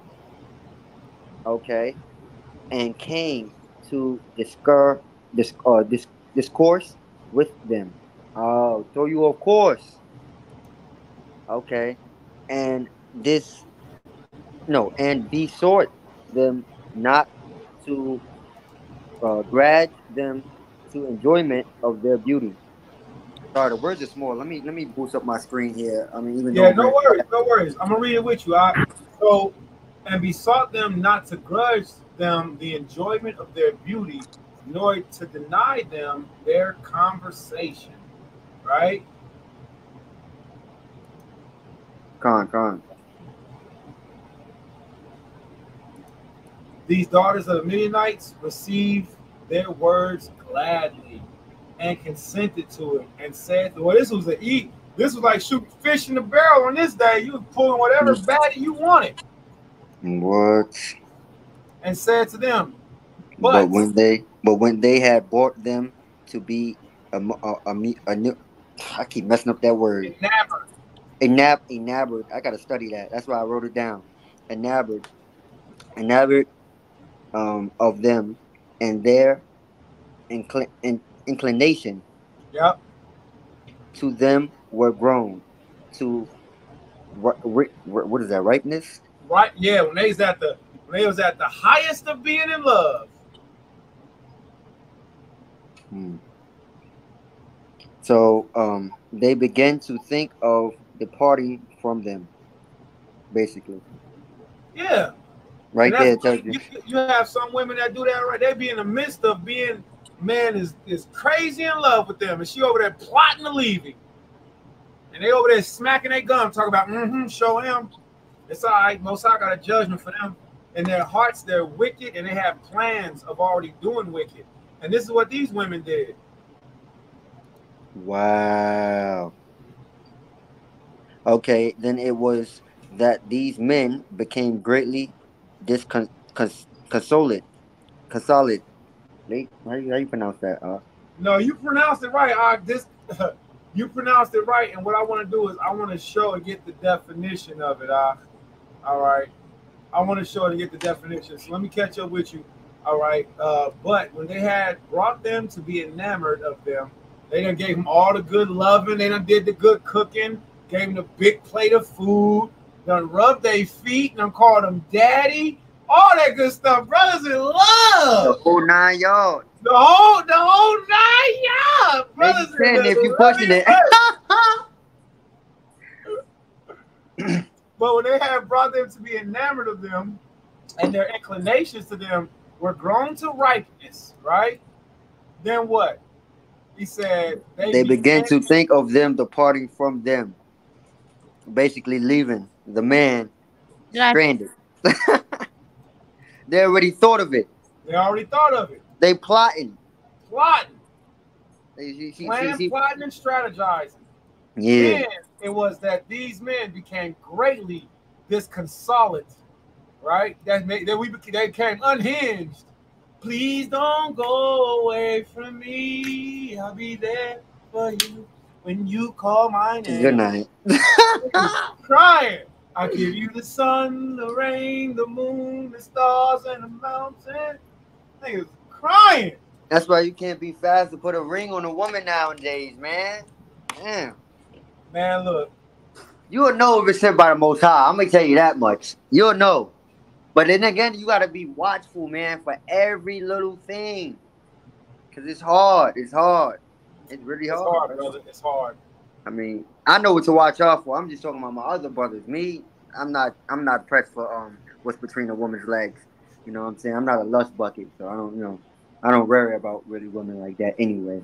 I'm really focused on what we focus on now. The Most High, seek Him first, and He'll bring me a woman that I need. So, I'll wait patiently 20 years if I have to. You know what I'm saying? All praise, Joseph. That's a great one, man. That's what Joseph did. He stayed set apart. Then it was that these men became greatly consolidated at the women's departure, and they were urgent with them not to leave them, but begged they would continue there and become their wives. Wait, you my concubine. Stay, baby. Be my wife. I don't want you to be my concubine. Be my wife. And they promised them that they should be owned as mistresses all they had. This, they said with an oath. Baby, I swear, baby, I'll give you anything. And called God for their arbiter of what they had promised. The audacity of niggas. Most High, we were saying, on God, I'll make you my wife. On God, on God, on God. Just don't go, baby. And this with tears in their eyes. And all other such marks of concern as might show how miserable they thought themselves without them. See, men was finished. And so might move their compassion for them. So the women Look at this. So the women, as soon as they perceived they had made them their slaves and had caught them with their conversation, began to speak thus unto them. Now here's what the women said. Where's our sister at, man? Our sister banged out on us, man. Boy, man, man, we need a sister to read, man. This is what the women said.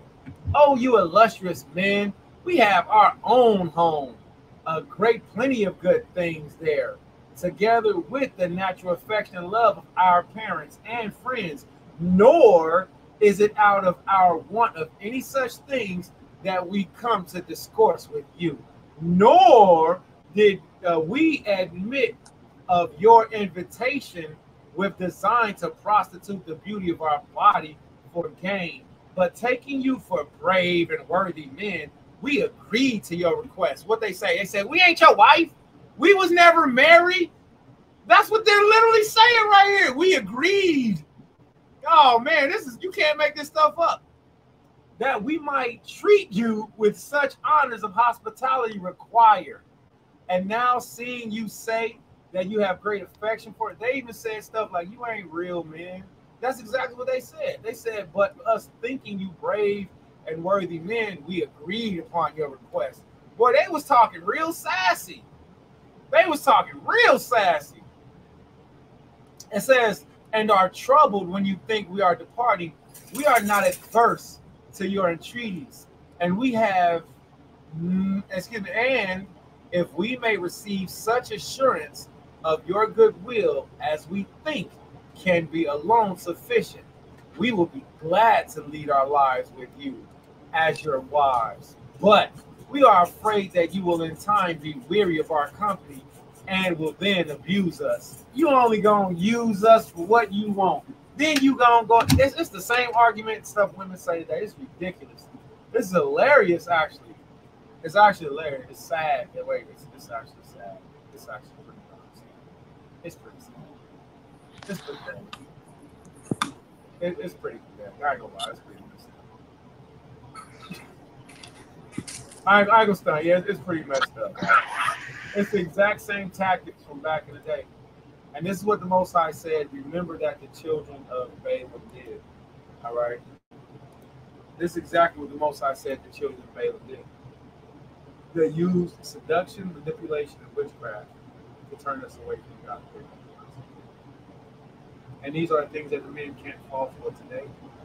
The Father called us to be servants of Him. Whenever you put women before the Most High, they can be God. The woman is not with God. Don't put their feelings, their emotions, their crying, their tears. Be considerate, be compassionate. Israelite women are who the Most High told us to marry. And a lot of these problems do come because, we lose focus of who we're supposed to be loving, serving, and worshiping. So the order is Yahweh, Yahushai, man, woman, child. Okay? And when we get from outside of that, then we get to all one child. All right.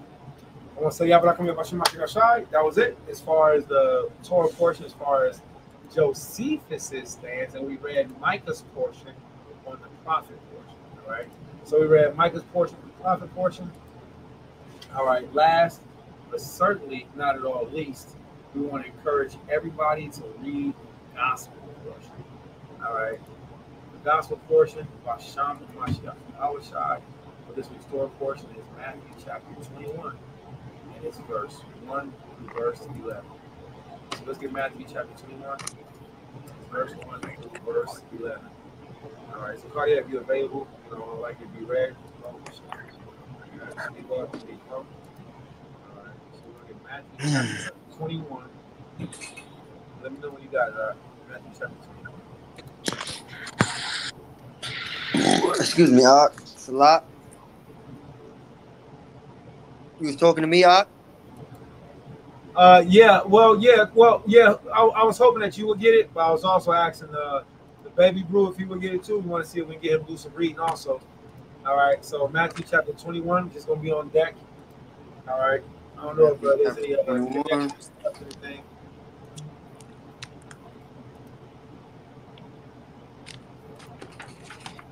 All right, so last part of this week's Torah portion. Let's go ahead and start our screen share. Very short. It's only 11 verses. All right, it's only 11 verses. Salak, you said Matthew chapter 21, what verse? Matthew chapter 21. We're going to start at verse 1 and we're going to read down to verse 11. All right, Matthew chapter 21. We're going to read down to verse 11.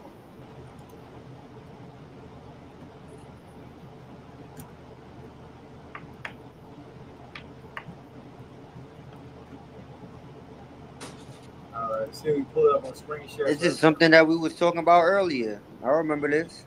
You can't make this stuff up, man. Everything is biblical, man. The Most High bring His word full around. You could be having a conversation about something in the middle of the day, and the Most High bring it out of the Bible like it's nothing.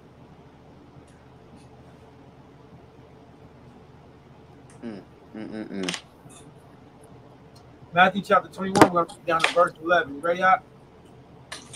Con. All right, let's get a baby brew a chance. So, Cardi, are you still there? All right, would you like to read this week's Torah portion, the Gospel, Matthew chapter 21?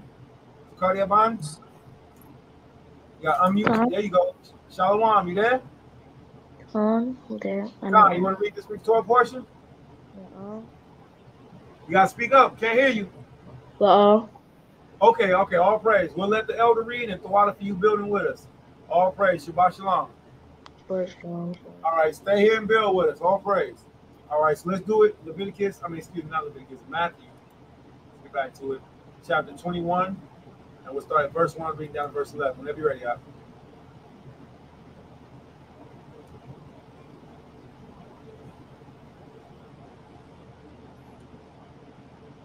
All right, I'm going to go ahead and pick it up. Matthew chapter 21, verse 1. And when they drew nigh unto Yerushalayim, they were come unto Bethphage. I don't know how to pronounce it. Bethphage. I got to read that Hebrew. Unto the Mount of Olives. And then set Yahushua 2 disciples, saying unto them, go into the village over against you, and straightway ye shall find an ass tied, and a colt with her. Loose them, and bring them unto me. And if any man say aught unto you, ye shall say, the Lord have need of them, and straightway he shall send them. All this was done that it might be fulfilled, which was spoken of the prophet, saying, tell ye the daughter of Zion, behold, thy king cometh unto thee, meek and sitting upon an ass, and the colt, the foal of an ass. Now remember in this week's prophet portion, we seen Balaam's ass, the donkey, and that Balaam's ass was in communication and its eyes were open unto Yahweh, why Yahushua. I wonder if donkeys have a special relationship with the spiritual world. I never thought about that. If donkeys' eyes are always open to the word of the Most High, and that they can spiritually have, I don't know. Because but look, Salak, I didn't mean that. I'm so sorry. It's okay, Salak. Yo, if you think about it, what do they call them? They call them dummies. Like they call them like the most dumbest animals in the world. I always realize that. They always call donkeys like the most stupidest animals. You know what I'm saying? And I was like, wait, hold on. Maybe they calling them that because they're really the smartest. You know what I'm saying? Really, they know something, but they wanna, you know, how they do us. You know what I'm saying? That's possible, and that's a good one. Because the prophet Baal had his faithful mule, and then what else? We see our master, King Hamashiach Yahushua, he comes riding in on one, showing his humility. He didn't come in on a grand horse and a billion-man chariot and floating down from out of the sky. Nope. He came down humbly on a mule. All right, verse 7. And brought the ass and the colt, and put them their clothes, and they set him thereon. And a very great multitude spread their garments in the way. Others cut down branches from trees and strawed them in the way. And the multitude that went before and followed cried, saying, Hosanna to the Son of David. Blessed is he that cometh in the name of Yahweh.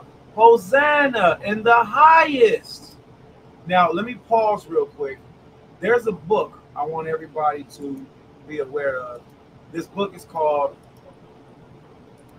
The Gospel of Nicodemus, the Gospel of Barnabas. All right, let me see if I can find this. All right, here we go. This book is called The Gospel of Nicodemus, formerly called the Acts of Pontius Pilate.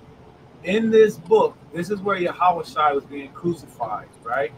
And as he was being crucified, before he started being crucified, the Jews angered with Nicodemus and with Joseph of Arimathea. Okay, before Christ was being crucified, he had to go to court. Now, when he went to court, this is a large portion of the story of what happened when Christ went to court. Now, when he was walking into court, there were statues that was outside, and the statues were forced and made to bow down before Yahweh. You can actually find that in the New Testament.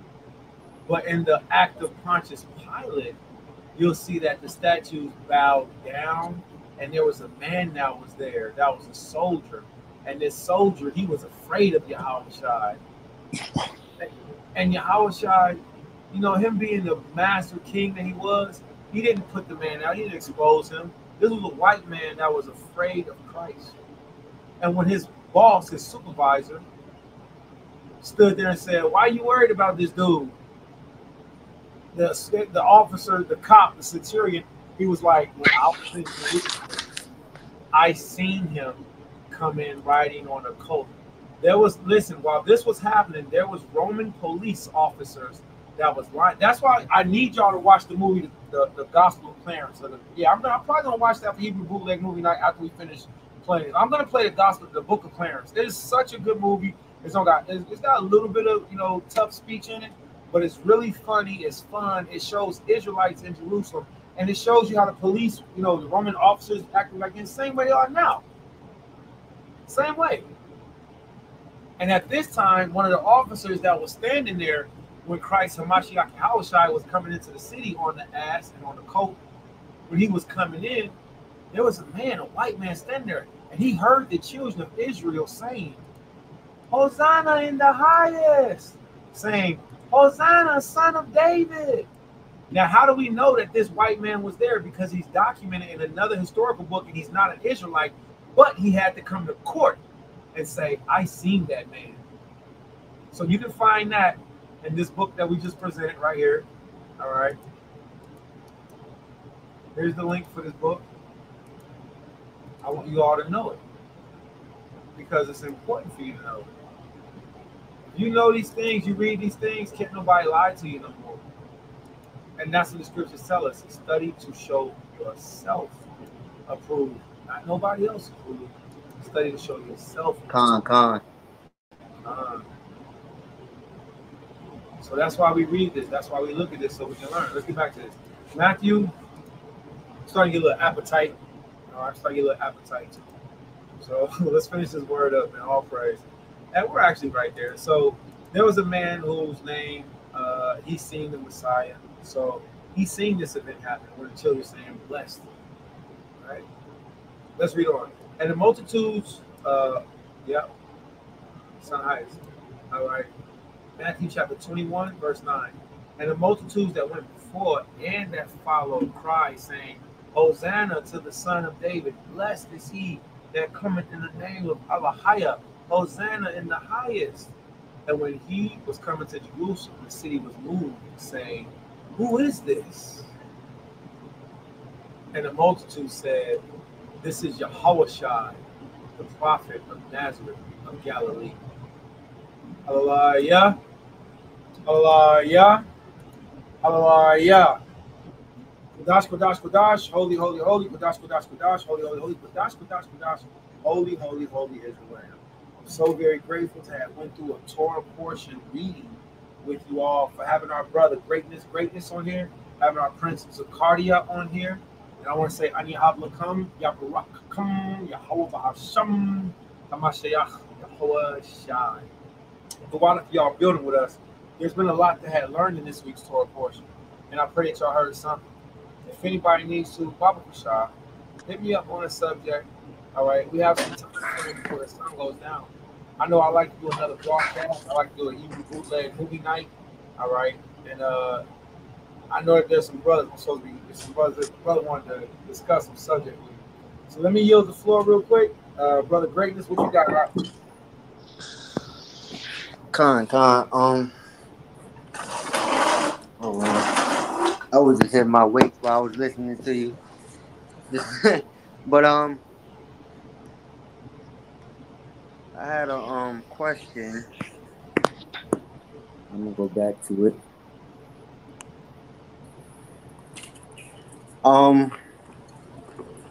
This is a question not off base of what we was talking about today. If you don't mind.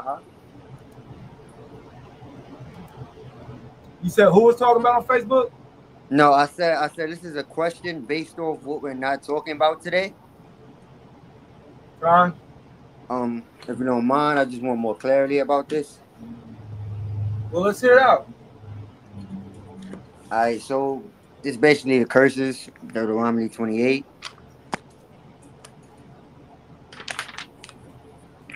Some of them I don't understand what they really mean. Some of them I do. Maybe you could simplify it for me. The Most High will.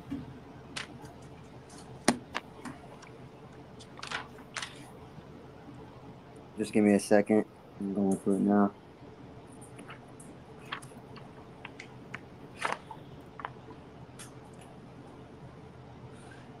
Three.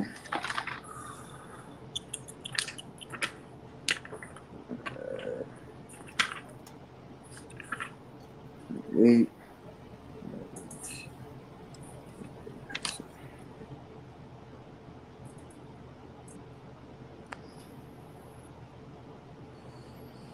All right, so we're looking at the curses, Deuteronomy 28.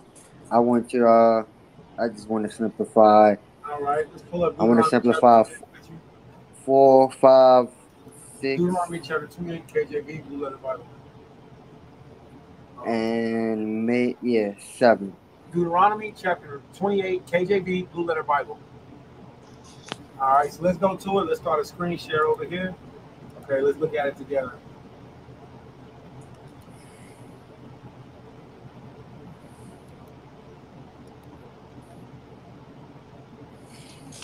All right.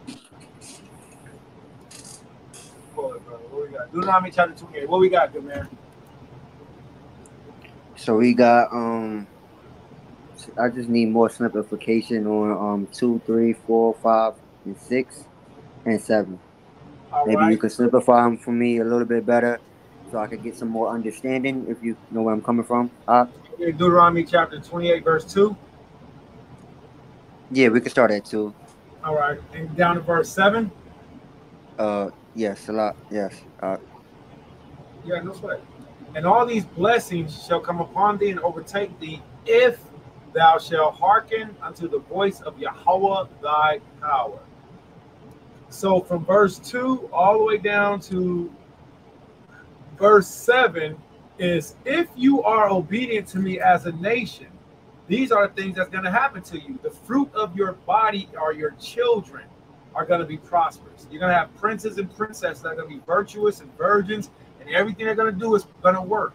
The fruit of your ground, whether it's your business or whether it's you got a little grape growing plot, or you done start up a whole fleet of trucks, you rent out vehicles, you rent out properties, that's the fruit of your ground. The fruit of your cattle is the similar. All right, the increase of thine kind, this is more animals, and thy flocks and thy sheep. So we see that this is our wealth, right? The Most High says, verse 5, blessed shall be the basket of your store. That's your wallet. Verse 6, all right, blessed shalt thou be when thou comest in, blessed shalt thou be when thou goest out. All of these things are contingent on if we kept his commandments. Verse 7, Yahweh shall cause thy enemies to rise up against thee, to be smitten before thy face, and they shall come out against thee one way, and flee before thee 7 ways.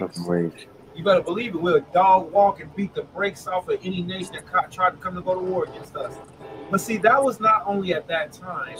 We lived out those years, and unfortunately, we lost that privilege for this time frame.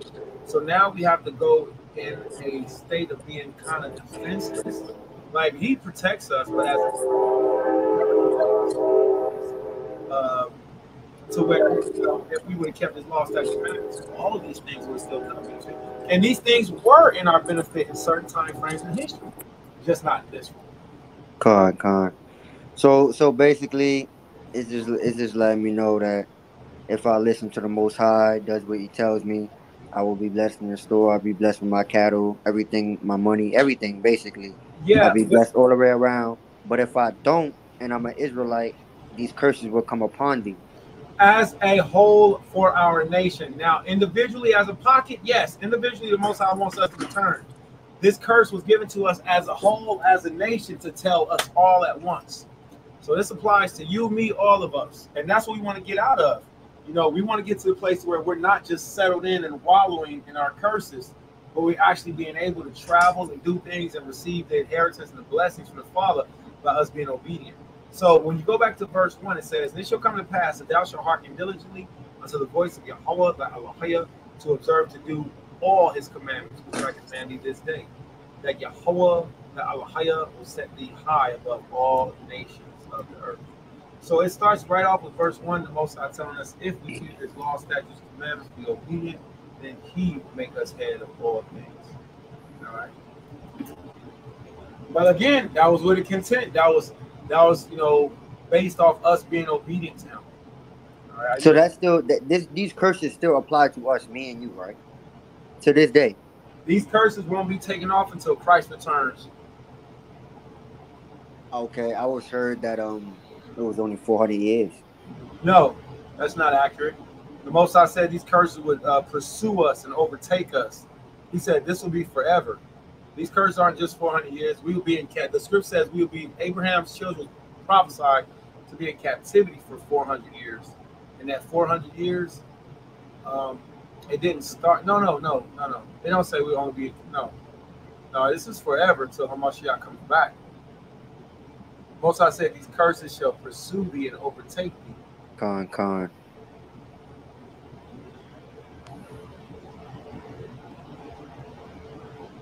That's good. That's question asking. That's good building.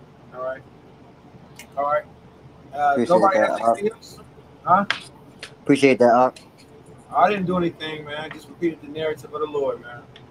All right. So with that, I want to say salute to our Prince Zacardia. Let me bring you up, Zacardia, so you can give a salute out for us. All right. You want to give a salute out? You want to say Yahweh Bashem Yahshua Barakatah? Anything?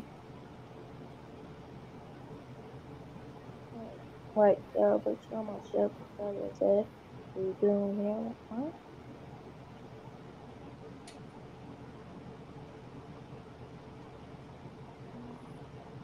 Hey, try it again and speak up so the people can hear you. Try again.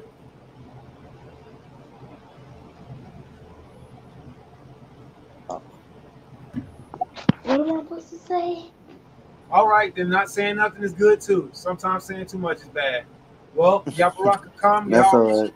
Yeah, that's all right. You're growing. That's all right. You'll get it. Yeah, you'll get it. You'll get it. No time. I ain't got it either. That's all right. Yeah, and we want to tell you the water for building with us because you just getting on with the first steps of growing up in your young walk in this truth. So you did what was right. The Most High said, honor your father and your mother that your days may be long. Mm-hmm. All right, that's the trick. Honor your father and your mother that your days may be long. All right, we love you, Yashala. We're gonna get out of here. We pray everybody have a good Shabbat. I know that I'm gonna be watching Hebrew Bootleg Movie Night, the Book of Clarence. All right. That is a great movie. I'll be doing that and resting. So if anybody needs me, you hit me up WhatsApp 937-819-8266. You can also, all right, contact me on Facebook Messenger, Isaiah Yashala. And with that being said, greatness, anything for the people? Nah, I'm good. I'm out of here. We out of here. Shalom. Welcome, Yashala. Shabbat shalom. Shalom.